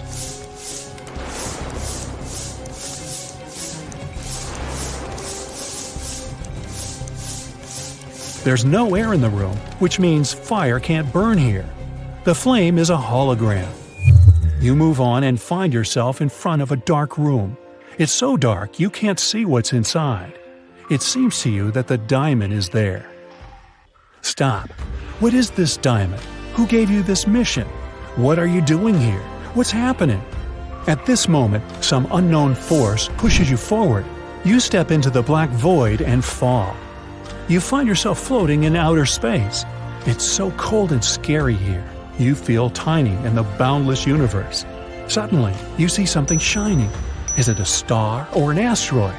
A bright light illuminates the black space around you. Good job, a heavy voice says. You reach out your hand and touch the light. At this moment, at a great speed, you start flying back through space and time. You're falling fast and land in a dirty room. Frightened, you get up and open the door. Oh, yes, sunlight! You finally get out of the bunker and find yourself on the island. There are 2 paths in front of you. One leads to the south, the other to the north. Which one will you choose?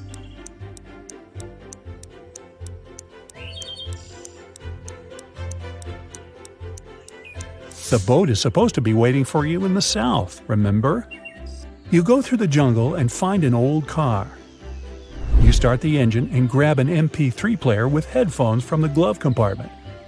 You drive along the road listening to music when you realize the brakes don't work. There are 3 ways ahead. A brick wall is waiting for you at the end of the first road. The second one leads to a swamp, and the third leads to a high hill with a cliff.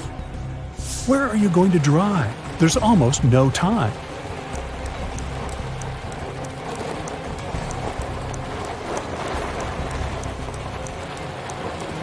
Release the gas pedal and drive up the hill. The car will start slowing down, and soon you'll be able to get out of it. You go through the jungle and find yourself on the shore. There's an old motorboat on the sand. You push it into the water, start the engine, and get in.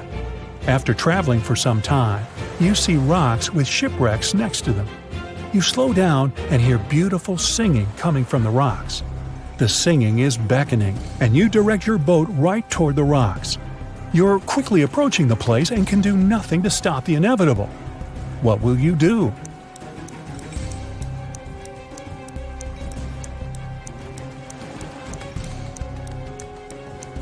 You have the MP3 player you found in the car.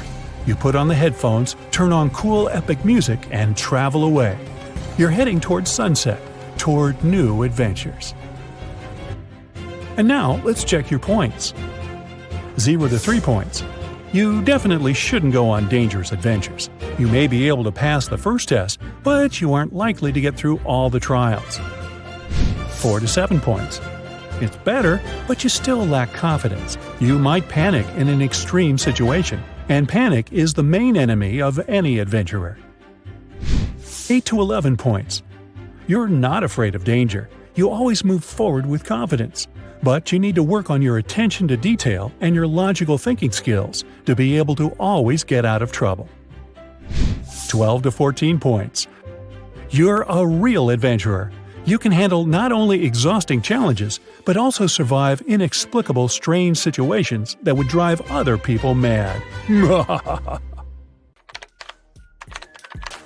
Oliver was attacked in his flat and taken to the hospital. There are 4 suspects, all of them Oliver's neighbors. Wow, I'd find another apartment. Amelia said she'd been walking in the park since early morning. Henry explained he had been painting in his studio and had heard nothing. Jacob said he had been repairing his car. Sophia answered she'd been taking a bath for the past 3 hours. Look at these people's hands and try to figure out who's lying.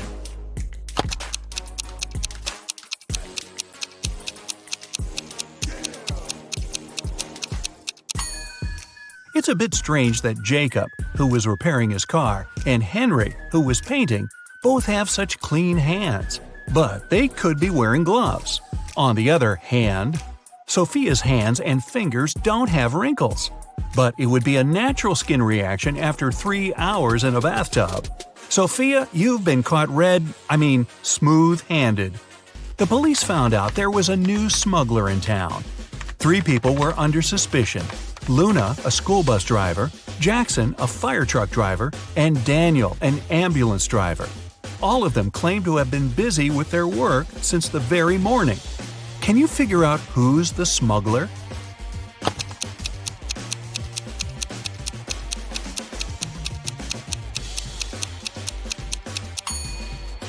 Look at the car Daniel drives. On such vehicles, the word ambulance is normally written backward. It's done so that other drivers can instantly read the inverted word in their rearview mirrors. Well, it seems Daniel has given himself away. It was the day when Jacob was supposed to be discharged from the hospital. He had spent a couple of months there and underwent several surgeries. His doctor told him he was going to be fine.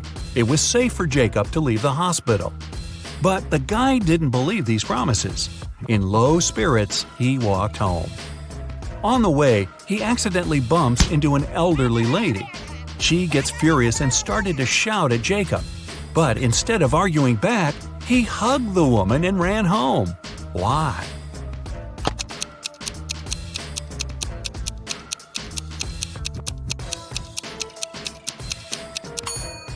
Jacob had hearing loss. He didn't believe his problem could be helped. But when he heard the woman shouting at him, he realized the doctor had told him the truth. Maybe the doctor should have shouted. Chloe stayed late at the office that day. When she was driving home, the woman was worn out. At one moment, she even started to doze off. That's when it happened. She spun off the road and crashed through the fence that was on her way. She couldn't control the car anymore. It slipped down a steep hill and ended up in a lake. Chloe couldn't move her arms. They were stuck. She couldn't undo her seatbelt or open the door. The car sank to the bottom of the lake. Was Chloe doomed? Rescuers arrived 3 hours later. The woman was still in the car, but she was alive. How did she survive?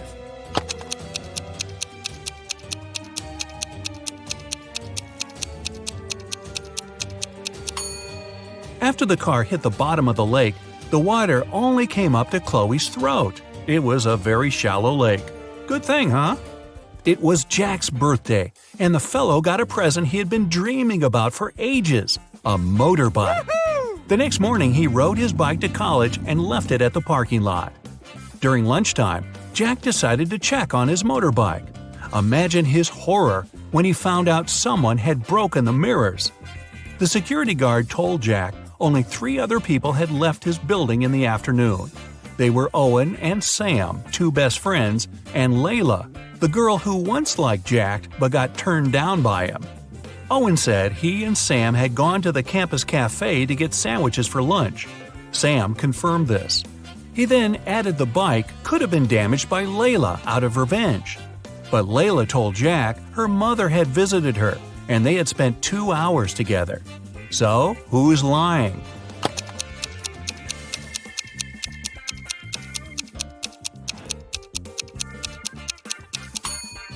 Owen has a paper bag with food delivery written on it.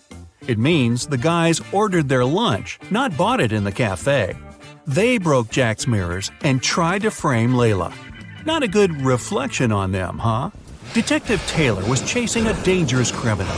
Suddenly, the man entered a hospital. Oh no, there are hundreds of rooms there. Luckily, it was raining, and the criminal left footprints on the hospital floor. The detective followed them and got into a small room. There were 3 people there, all covered in bandages from head to toe. But one of them was a fake patient. Who?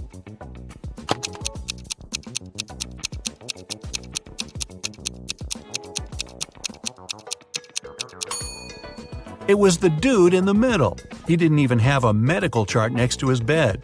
Very quick job on the bandages, though. The CEO of a large company called the police. He was sure that one of his employees, Victoria, had stolen a memory card with secret information. She was going to sell it to their competitors.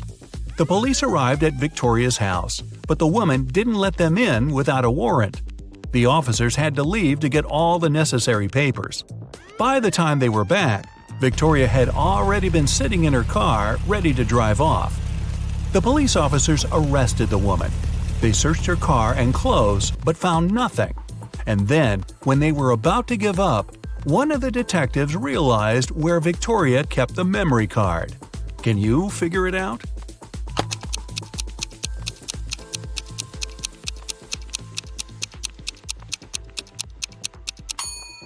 When the police first came to her, the woman had her hair down. But after that, Victoria changed her hairstyle. The memory card is in her bun. Yep, Victoria and her sticky bun. Michael was going home from the gym when everything went black. When he regained consciousness, he found out he was in a locked room. Next to the door, there was a computer with a keyboard. On the screen, there was a riddle. Michael had to write the correct answer and the door would open. The riddle went like this. It makes 2 people out of 1. What is it? Michael typed the needed word and the door opened. He was free to go. What was the answer?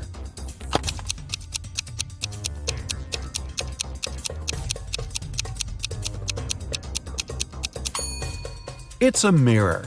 Oh, I was guessing a buzzsaw, but this one is better and not as messy. 2 best friends, Emily and Luna, came to a popular and expensive hair salon. At first, the administrator told the girls they had just one available hairstylist.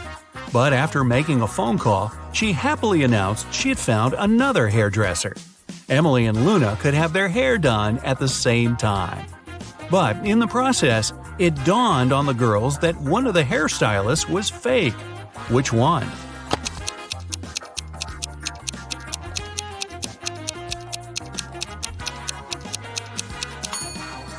Both hairstylists are using regular scissors, but instead of hairspray, the one on the left is holding a can of bug spray. Yeah, that's a big clue right there.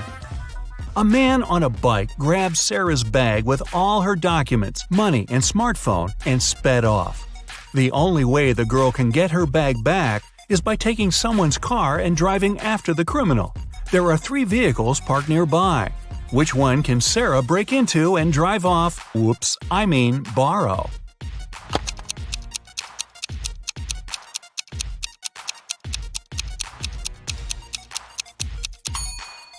A man is sitting in the blue car. That's no good. If she decides to take the red car, CCTV will spot her. Her only option is the brown vehicle. Oh, and Sarah, don't forget to return the wheels when you get your bag back, otherwise you'll be Grand Theft Sarah. Mary and her younger brother Alex were mushroom hunting in the forest. Wait, mushroom hunting? What do? Sneak up on them so they don't escape? Anyway, they started to quarrel. Alex got angry and ran away. After several minutes, Mary rushed after him. She was still fuming, but also worried. Soon, the girl reached a small river. A man was sitting on the shore. Did you see a teenager here?" Mary asked. "Yep, he's just taken a boat and made it to the other side." But Mary didn't believe the man. Why?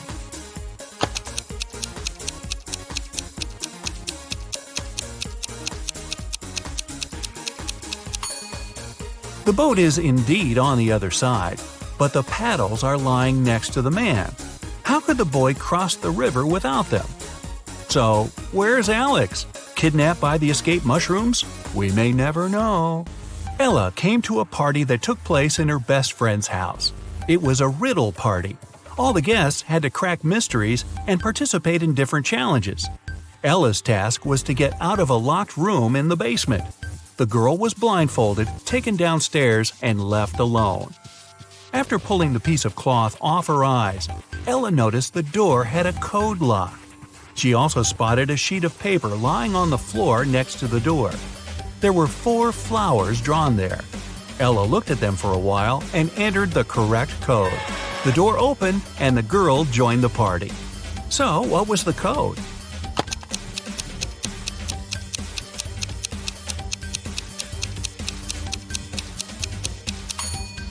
Ella counted the petals on each flower. The code was 5748.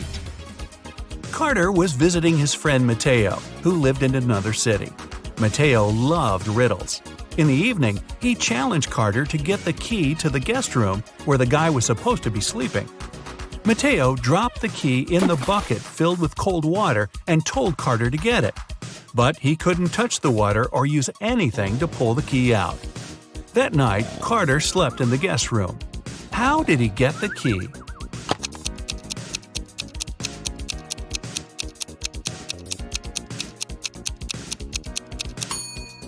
He put the bucket over a fire.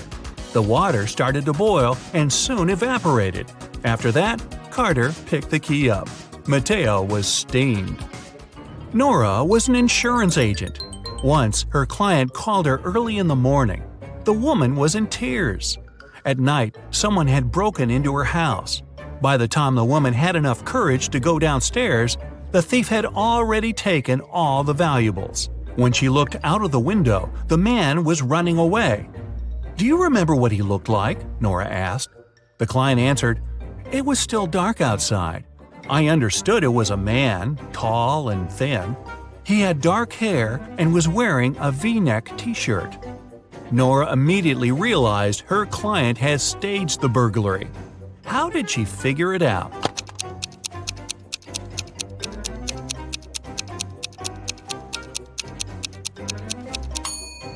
It was dark, and the man was running away from the client's house.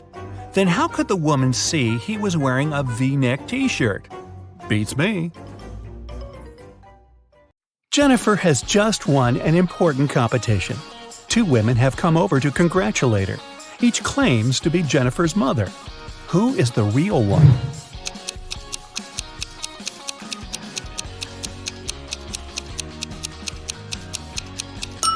Although the woman on the right has the same hair color as Jennifer, the woman on the left is her real mother. They have similar birthmarks on their cheeks, and she's truly proud of her daughter. Look at this picture. It seems to be just a crowd of people chilling in the park.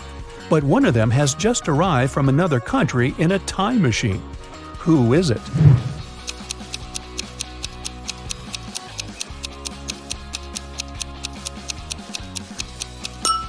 This guy on the bench, he's wearing a toga. Tom failed a test, and Ms. Anderson called him to her office to talk about it. What's wrong here?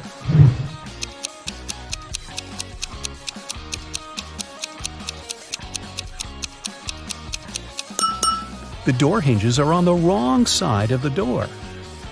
Mrs. Wilson entered the classroom and noticed someone had drawn her caricature on the blackboard. She questioned her student Bobby, the school cleaner Jack, and her colleague Tom. Everyone claimed they hadn't done it. Who is lying?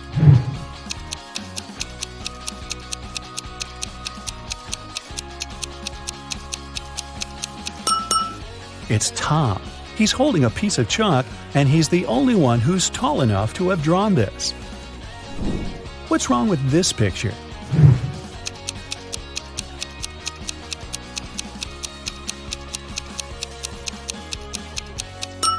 They're playing basketball with a soccer ball. Luke fell from his bicycle and lost his memory.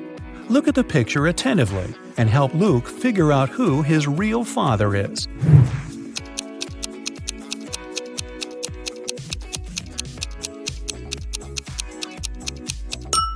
Although Luke has the same hairstyle as the second man, and the same outfit as the first man, his real father is the third guy. They have similar hair color and freckles. Who doesn't work as an art teacher? The first lady has paint on her outfit. The second one is wearing cute handmade bracelets and carries a big bag of art supplies. The third woman is wearing high heels and a white coat. And a fourth lady is wearing sneakers and a hairband.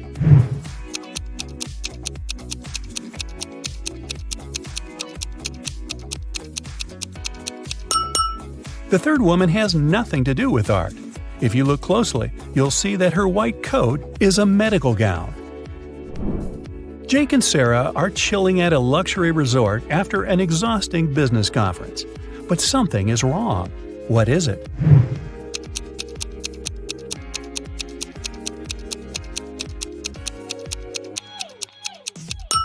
The water in the pool is frozen. And what's wrong with this picture?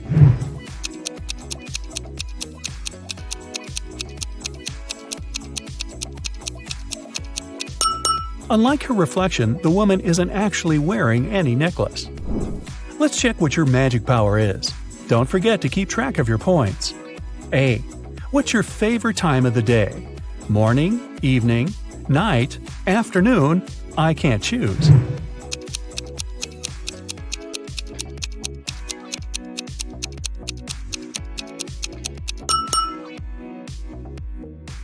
B. What superpower would you rather have? Teleportation, super speed, telepathy, super strength, X-ray vision.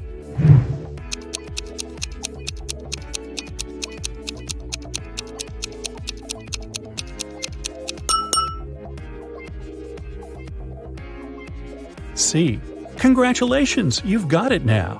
But with great power comes great responsibility. How will you use it?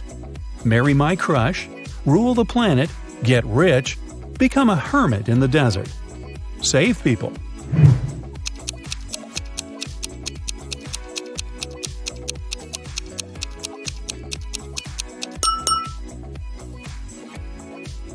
D. How do you get along with other people? I'm respectful and neutral.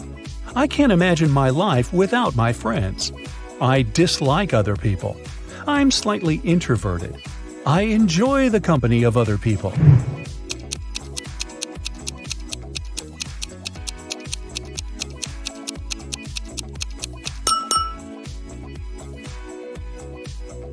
E. What's your favorite color? Black, red, blue, yellow, purple.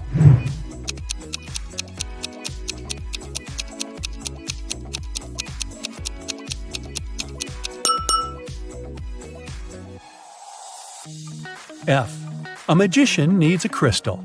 Pick the one you like most. Red ruby, purple amethyst, white diamond, rainbow opal, black agate.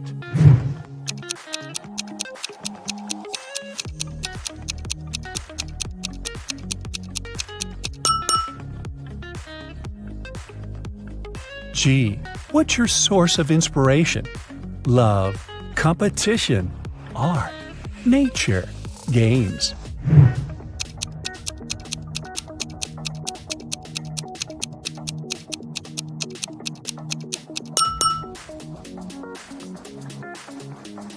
H. Which one is about you? I want to be popular. I'm pretty smart. I stay away from drama. I want everyone to be happy. I'll do anything to win.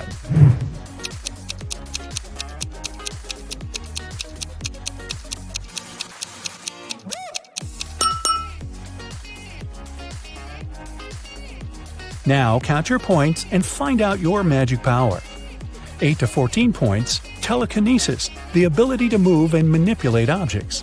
15 to 20 points, the magic of elements. You can control fire, water, air, and earth. 21 to 26 points, love magic. You have the ability to create perfectly matching couples. 27 to 33, hypnosis. You can create very convincing illusions. 34 to 40, healing. Your energy heals bodies and hearts. Look at the picture attentively. Can you see a car that came from a different time?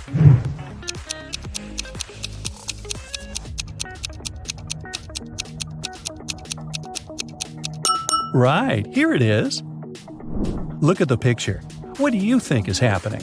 Who is lying?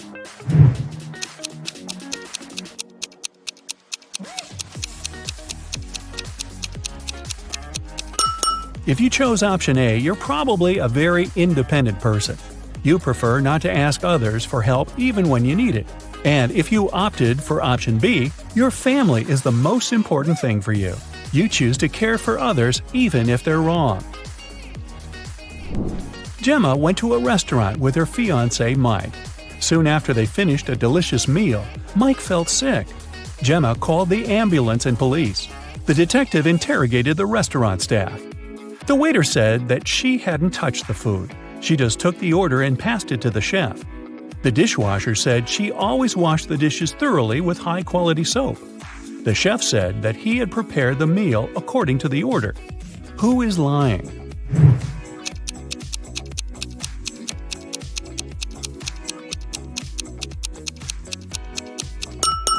The chef. Take a look at his locker and his tattoo. He is Gemma's ex-boyfriend. He poisoned Mike out of jealousy. Will worked at a coffee shop. One day, his wife, Diana, came over to visit him. Which of the customers is his real wife?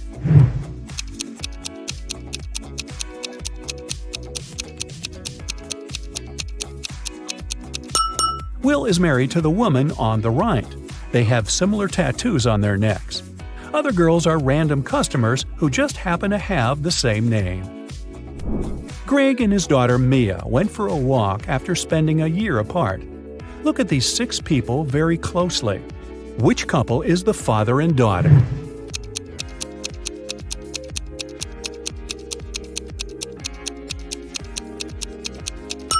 Right you are!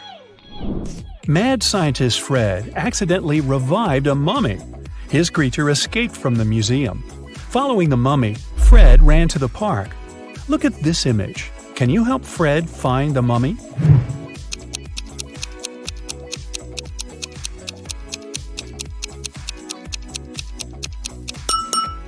It's over there, behind the ice cream stand. George dreams of being in a relationship, so he's downloaded a dating app. 3 girls have caught his attention. Lily is an artist who loves cooking and traveling. She has a cute cat. Jane is a yoga teacher and vegan enthusiast. She's afraid of heights and loves old movies. Nancy is a teacher. She loves reading and dancing and often goes hiking with friends. Which profile is fake?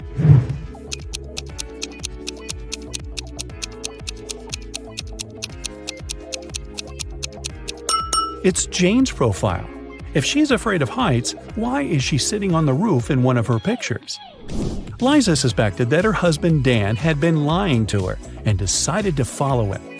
Instead of meeting with friends, Dan spent the evening at a restaurant with a mysterious woman. Liza couldn't see her face. She only spotted a purple hairband and red hair. When Dan left, Liza entered the restaurant. She wanted to talk to the woman, but she saw 3 ladies with identical hairbands. Which of them had dinner with Dan?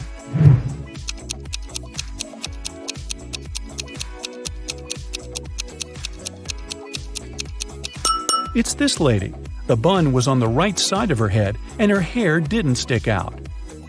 Stephen received an anonymous message which said that some guys were planning to rob his house during his birthday party. Look at the guests. Which one is the thief?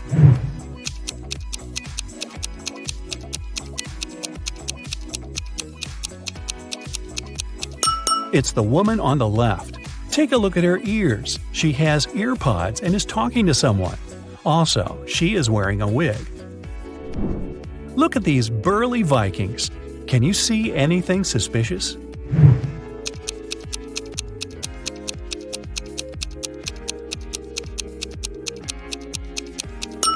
This big guy is wearing sneakers. These shoes are from a different era.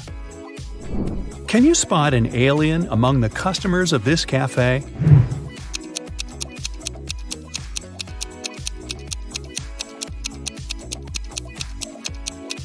The alien is hiding in this woman's bag. Ava arrived at her granny's farm and immediately spotted something very weird outside. Can you figure out what's wrong here?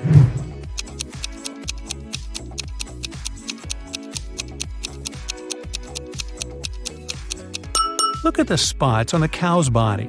Those are butterflies. Tim and Claire had been planning their wedding for ages because they wanted everything to be perfect. Finally, their dream came true, and they got married. But something's not right in this picture. What is it?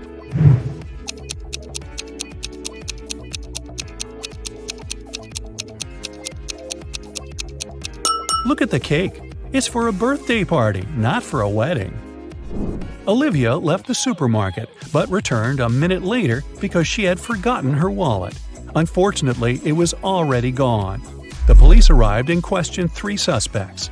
Sylvia, the cashier, said she hadn't seen the wallet after Olivia had paid. Ben, a pilot, said he hadn't seen the wallet because he'd left his glasses at home. And Jill, the manager, said she had been in a different part of the store and hadn't noticed anything suspicious. Who stole the wallet?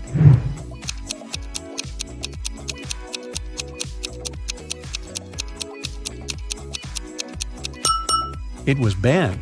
He doesn't seem to see much without his glasses, so he can't be a pilot. But why would he lie about that? Billy and his mother entered a pet store to choose a puppy. But Billy noticed something very weird right away. Can you spot what's wrong here?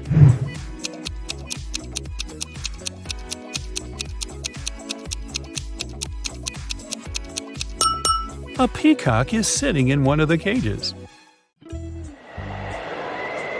You're taken into a dark cave. Your mission is to escape without getting caught. 4 different colored doors appear in front of you. A red one leads to an outer galaxy without a trace of oxygen. A yellow door leads you to a great white shark-infested water tank. A blue one leads to 66 million years ago, the time when a massive asteroid hit the Earth and made dinosaurs go extinct. And a purple door leads to a beautiful island filled with beaches and delicious food. On the wall, there's only one clue. It reads, "Pick the door that's not a primary color." You've got 10 seconds to open the right door.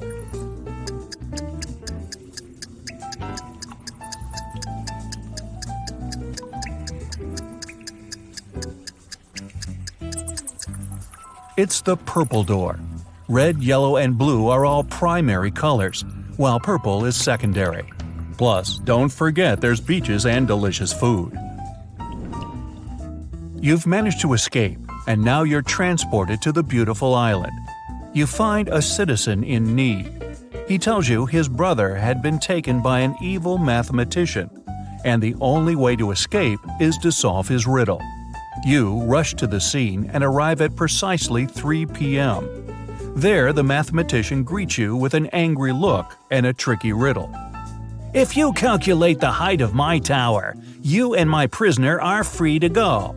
If you fail, you'll stay here forever.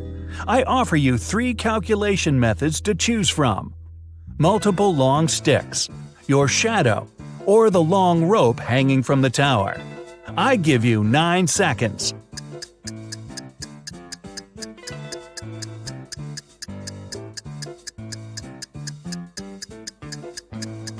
Without even knowing the measurements of the sticks or the length of the rope, even if they're the same height as the tower, you'd still not know the actual size of the building.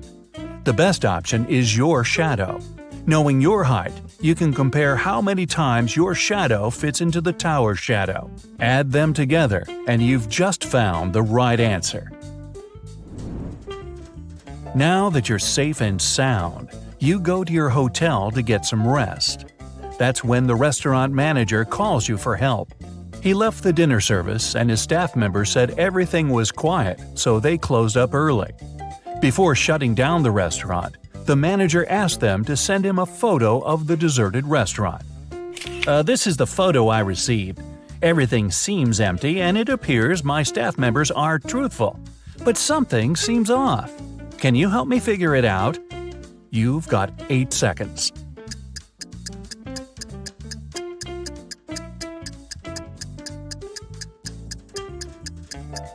It appears the image was photoshopped. The employees removed the people from the picture, but they forgot to erase someone's hand from the table. Right before walking upstairs to your room, the HR manager calls you into her office. She needs help with a job application she received for the receptionist position. She's looking for someone who is multilingual and narrowed it down to 3 applicants.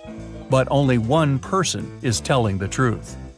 Sarah is from Belgium and she speaks Dutch. Louise is from Switzerland and she speaks Swedish. Marie is from Monte Carlo and speaks Italian. You've got 7 seconds to figure out who is truthful.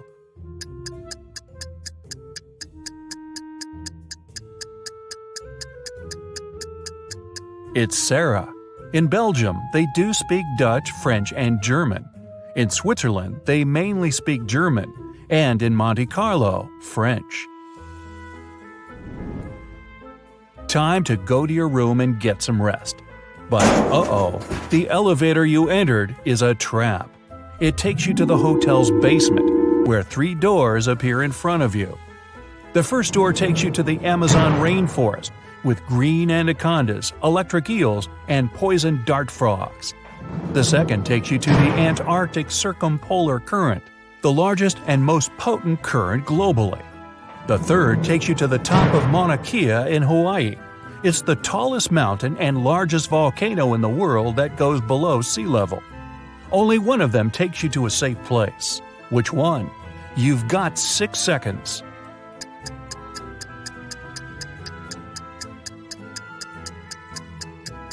Pick the third door. Mauna Kea is a dormant volcano, and it stopped erupting hundreds of thousands of years ago, so you're safe. You've made it out of the shady cave and you need to go to your room. As soon as you enter, the lights go off, and you hear bars lowering to the floor and huge chains shaking. You use your arms to navigate around and come across dots on the wooden floor. You run your fingers through them. It's Braille, and it reads, "One of the 3 magic mushrooms on this table will help you leave this place. Pick wisely, otherwise you'll be stuck in this dark room forever." The mushrooms on the left will make you super strong and provides healing powers. The one in the middle will bring the electricity back, and you'll be able to see. The one on the right will make you small and invisible. You've got 5 seconds to pick the right mushroom.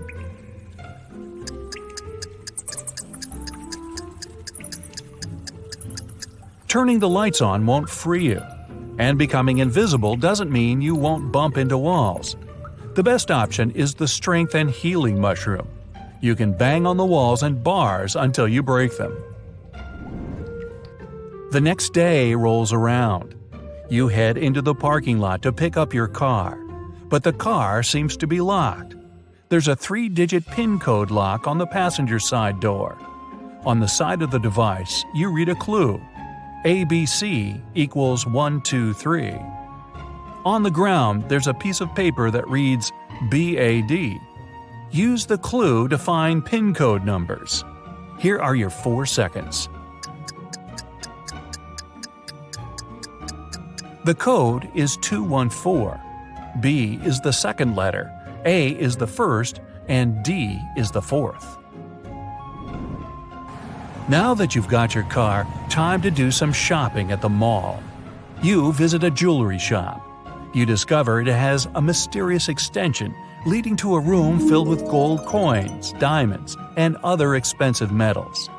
As soon as the owner spots you, he traps you in the room and locks the door. Nice shop. He tells you there's only one way to survive in that dark chamber. You must eat 1 muffin. If you eat the wrong one, you won't make it. But if you pick the right one, you'll be free to go. The first muffin turns you into moss. The second one turns you into a badger. The third muffin will turn you into a snake. 3 seconds. Moss can't survive without the sun for long, and snakes need the sun to regulate their body's temperature. The correct answer is the muffin that turns you into a badger. These creatures spend long periods in the dark. The mayor of the town calls you into his office. He politely ignores the fact that you're now a badger. He says that something mysterious is going on inside one of the town's restaurants. Everyone has turned into a zombie. Only one human is left in the bar, and you must save them. But first, you have to identify them. You're shown a photo with 3 people. Only one of them is human. You've got 3 seconds.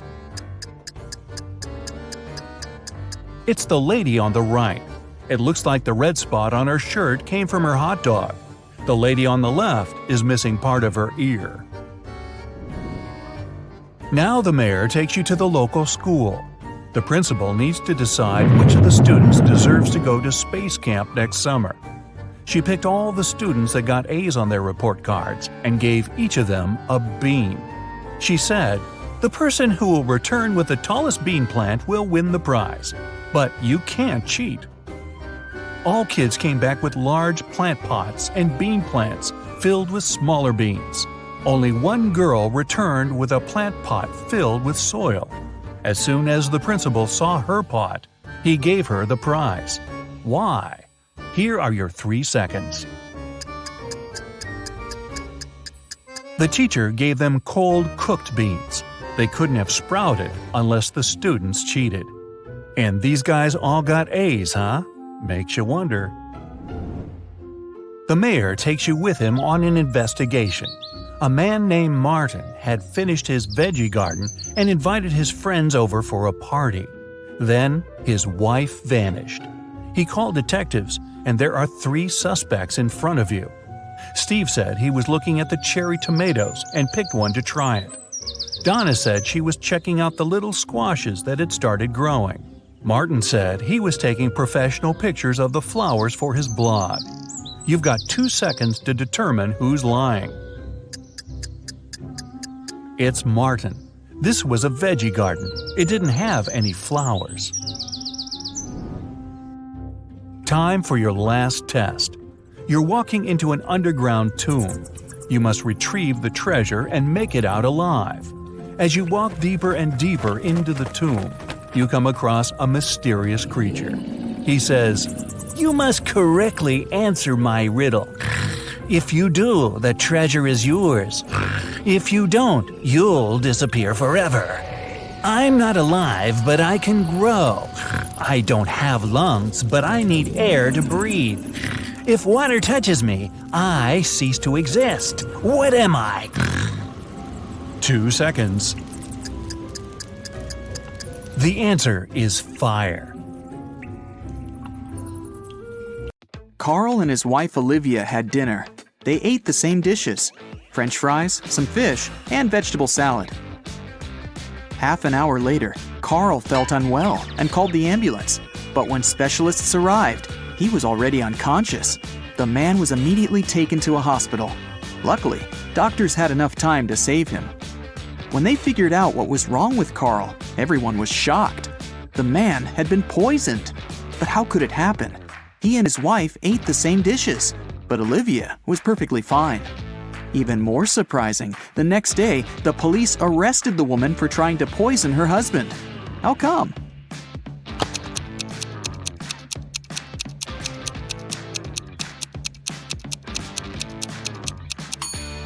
Olivia made all the dishes not salty enough and put poison in the salt shaker. Peter graduated from the police academy and began to work as a trainee detective. 1 week after the guy started his new job, he already had the first tricky case on his hands. One of his colleagues was investigating a series of crimes connected with smuggling. She was close to solving the case, but several days ago, the woman disappeared. Peter visited the last location where his colleague was spotted and found a note: 710-57735, 34 5508 51 7718. Peter has 3 suspects: Bill, a manager in an oil company; Todd, a jeweler; and John, a car dealer. Who's the criminal?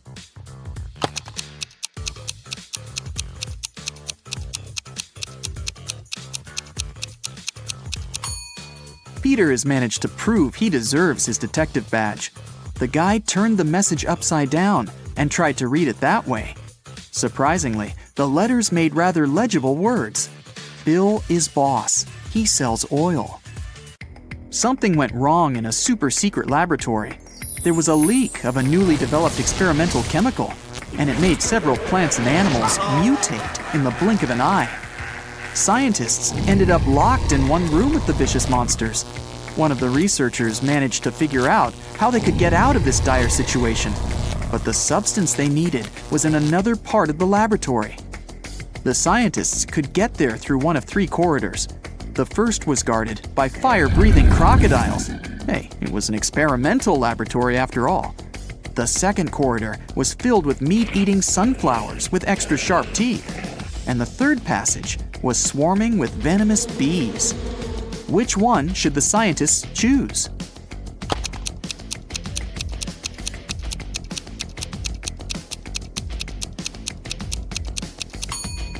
They should opt for the corridor with the sunflowers. Those are plants, and however scary they are, they can't move. Terry and Alice fell in love and started going out, but the woman's best friend Sarah was jealous of their relationship. Alice didn't want to lose her friendship and tried to keep the dates with her boyfriend in secret.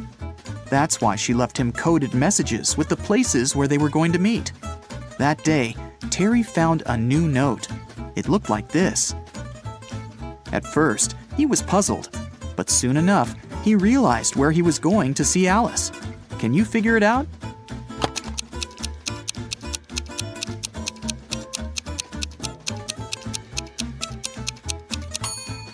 Alice told Terry to meet her at the street corner. Patrick called the police. The man seemed to be worried sick.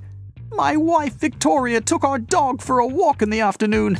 Several hours ago, our pooch returned, alone. I don't know where Vicky is." The police questioned the suspects. Mrs. Summers said she'd been watching TV all day long. "I was busy delivering the mail," said the postman. "I didn't have time to linger in this area, and I didn't see anything." And Mr. Thomas told the police he'd been working in his home office. The detective knew at once one of these people was lying. Who was it?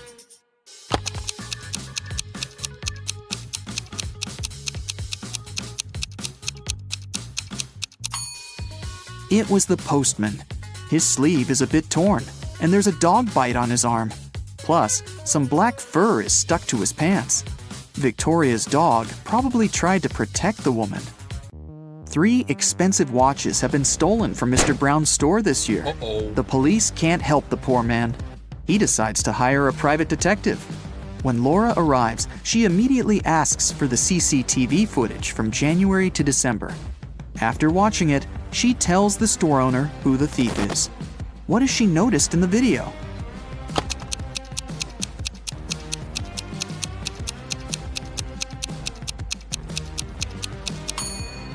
The same guy came to the store several times, in April, August, and November. And every time, he has a cast on his arm. But no broken bone would need 8 months to heal. Joe had a friend, Randy, who never answered questions directly. Once, Joe sent Randy a message, inviting him to join their common friends in a cafe. Randy's answer was kinda weird. "Sorry, no money. Job in job." Luckily, Joe knew his friend well enough to understand what he meant. But can you figure it out?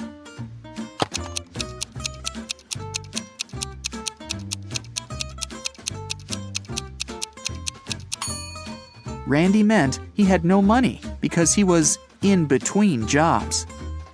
The next time Joe texted Randy was when he needed some advice. Despite all his quirks, his friend was very good at finding solutions to difficult situations. So Joe wrote, "My girlfriend took my professional camera without asking permission, and then she accidentally smashed it. What should I do?" The answer was bizarre, not that it was unexpected. Give, get, give, get, give, get, give, get. At first, Joe didn't think he wanted to follow this advice, but a bit later, he decided it was the best course of action. What was the advice?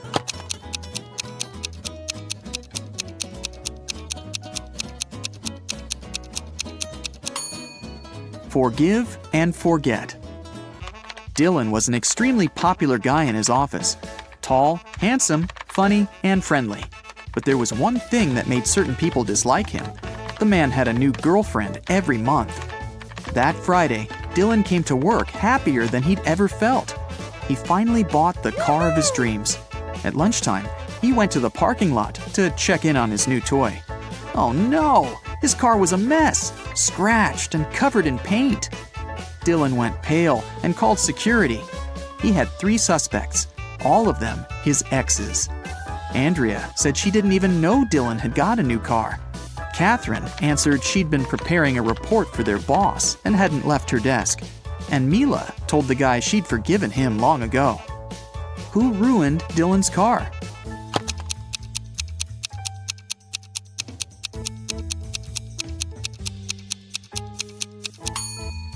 It was Catherine. She had some smeared paint on her skirt, and the color is the same as the paint on the man's car. 2 maids work in a small hotel in the mountains. One day, the hotel owner finds out one of them regularly steals stuff from guests, but he doesn't know which one it is. Look at these maids cleaning the rooms. Can you help the owner understand who's guilty?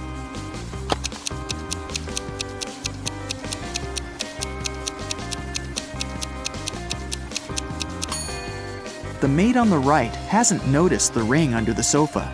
She might not be a great cleaner, but also not a thief. As for the maid on the left, she's spotted the ring and put it in her bucket. It means she's going to take it for herself after she finishes cleaning. She's the one who steals things.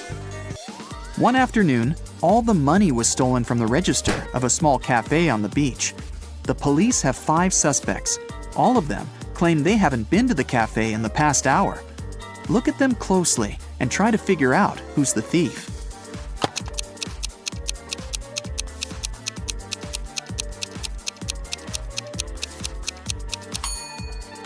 It's the guy with the cocktail in his hand. He definitely bought it in the cafe. But then, why did he lie about not visiting the place? Police officer Cheryl Adams was visiting her colleagues in another town. She was walking along the river, taking pictures to send to her husband, when a man crashed into her. They both fell to the ground. After helping Cheryl to her feet, the man started to apologize. It turned out someone had stolen his wallet, and he was trying to catch the thief. "I was painting my boat, and my wallet was lying next to me. But then I got distracted, just for a moment. But when I turned back, the wallet wasn't there anymore." Cheryl understood the thief couldn't have gone far. She pulled the man to the nearby pier. There were 4 people there. After looking at them closely, the police officer knew who the thief was. Now it's your turn to figure it out.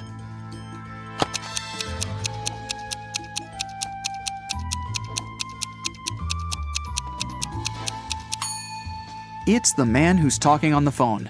There's some green paint on his feet. Julia came to have lunch in her favorite restaurant. She occupied a table near the window and put her bag in the seat next to her. Once the woman gave her order to the waiter, she went to the bathroom to wash her hands. But when she returned to the table, her bag was open and her wallet was missing. The waiter told her he had noticed only one man passing by her table. He was short, with a tattoo on his neck. He seemed to go out to the terrace. Julia rushed there and saw 3 people sitting at their tables. She looked at them closely and soon understood who'd taken her wallet. Who was the thief?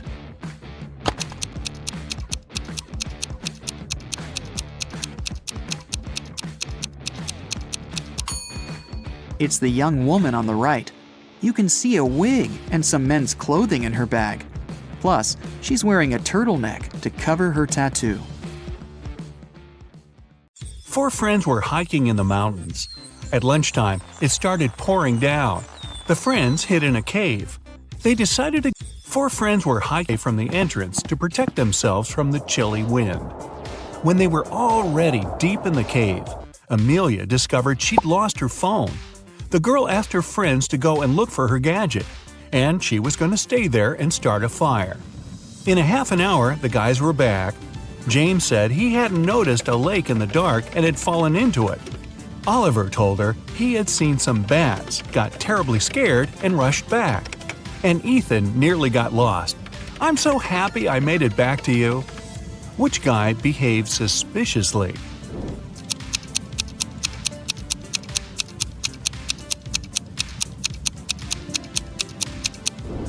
Ethan lied. James was soaked through after falling into the water. But why was Ethan's hair wet? It looks as if he was outside in the rain, but decided not to tell his friends about it. Mr. Lawrence called the police. He said someone had taken his car for a joyride, crashed it into a streetlight, and run away. The man was sure it had been one of his neighbors. The police questioned 3 of them. Ivy answered she had been at work and arrived home only in the evening. Cameron told the police he had been helping his dad remove old stuff from the attic. And Aaron claimed he had been hanging out with his friends, eating pizza, and binge-watching the latest series. After listening to all the suspects, the police officers arrested one of them. Who was it?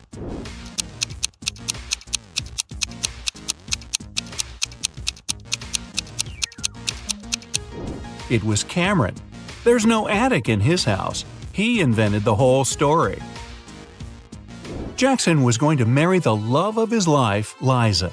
But one day before the wedding, his fiancée disappeared. Her room was a mess. On her bed, Jackson found a note with several hastily written numbers, 5509-710.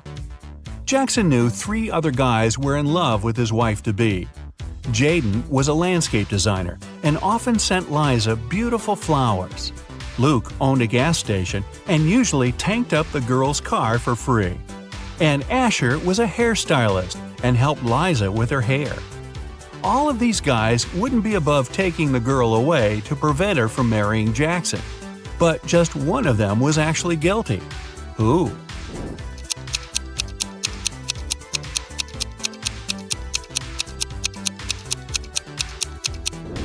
Jackson turned the note over and realized it read, "Oil Boss." It was Luke who had taken Liza away. Kevin had been dreaming of getting a motorbike for ages. He'd taken several training courses and read tons of specialized literature. And finally, the guy saved enough to buy the motorcycle of his dreams. Kevin was so excited, he immediately went for a ride. The guy was enjoying the trip when suddenly some force pushed him to the side of the road. He lost control of his bike and crashed into a tree. Luckily, Kevin was wearing a helmet and was unharmed, unlike his precious motorbike. The guy looked around and saw a gray Ford disappearing into the distance. It was a hit and run. Kevin was devastated. He checked his motorcycle. Despite being damaged, it was okay to ride. The guy continued on his way. Just several minutes later, he saw the very same gray Ford parked near a coffee shop. Kevin rushed inside and saw 4 people. He didn't need much time to understand who the driver that had hit him was.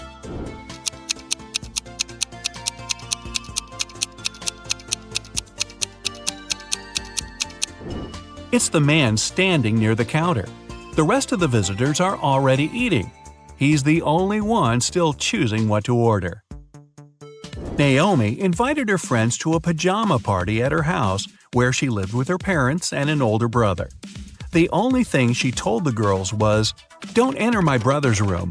Mark loves playing tricks on people, and once you're in there, you might not be able to get out." They had been eating, gossiping, and watching viral TikTok videos until one of Naomi's friends asked, "Wait, where's Rebecca?" What the girls didn't know was that Rebecca went to the kitchen to drink some water. But she got lost and ended up in Mark's room. The door closed behind her back, and try as she might, it wouldn't open. That's when the girl noticed a password lock with letters on it. At a loss, Rebecca looked around. Was that a piece of paper on the table? She picked it up and saw 5 numbers on it. 37692. The girl thought for a while, then entered a combination of letters and got out of the room. What was the password?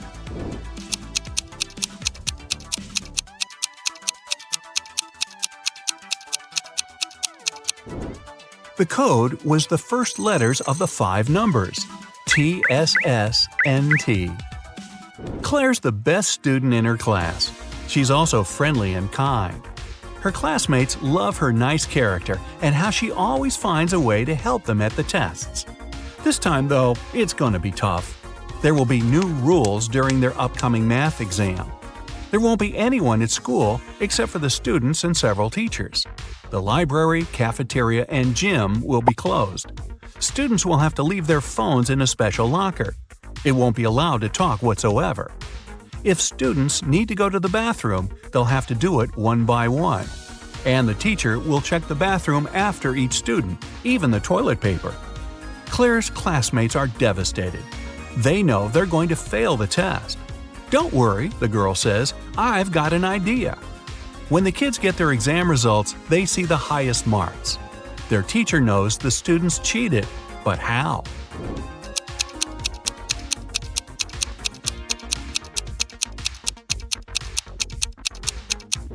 Claire was the first to go to the bathroom. She wrote the correct answers on the steamy mirror with her finger, and her classmates could read the answers by breathing on the mirror. The little cheaters. Detective Brown is following a man who's suspected of smuggling. Suddenly, the man speeds up and disappears around the corner. The detective runs after him, but there's no sign of the man. The only place where the suspect could hide is a beauty salon. Brown rushes inside and sees 3 women, but he knows for sure one of them must be the man he's looking for. Which one?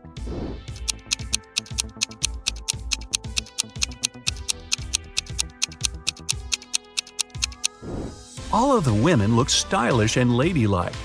But look at the arms of the one sitting on the right. They're too hairy to belong to a woman. That's our criminal. An expensive ring went missing from a jewelry store on the first floor of a large shopping mall. The manager called the police. After watching the CCTV camera footage, they had 3 suspects: a student, a woman with a 10-year-old daughter, and an elderly man. The student said he had agreed to meet with his friend next to the jewelry store. "I didn't even set foot inside." The woman was furious. "I was at the movies with my daughter here in the mall when everything happened." The elderly man said, "Yes, I did enter the store. I felt unwell and asked for a glass of water, but I didn't take the ring." Who's lying?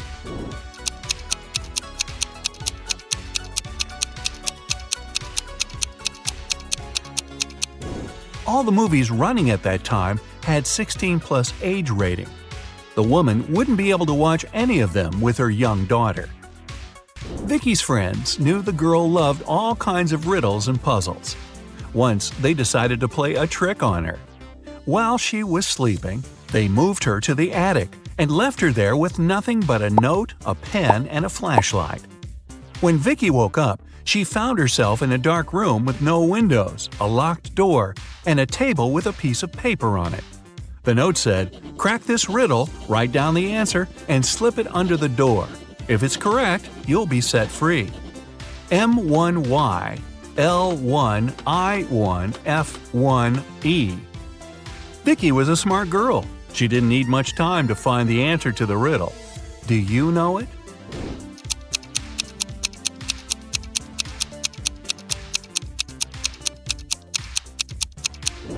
The expression hidden in the note is "for once in my life."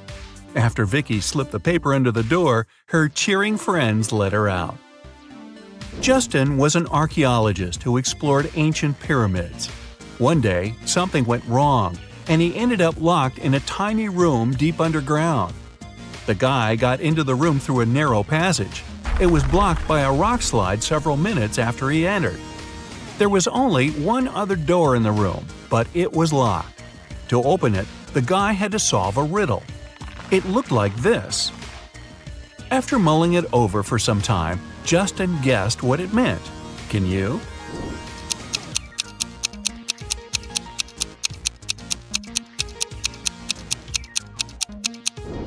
The answer is try to understand.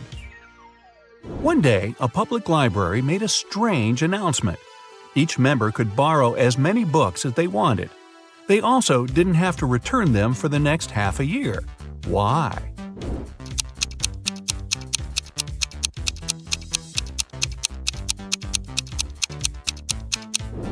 The library was moving to a new building, but they didn't have enough money. And this way, the patrons would move most of the books by themselves. Smart.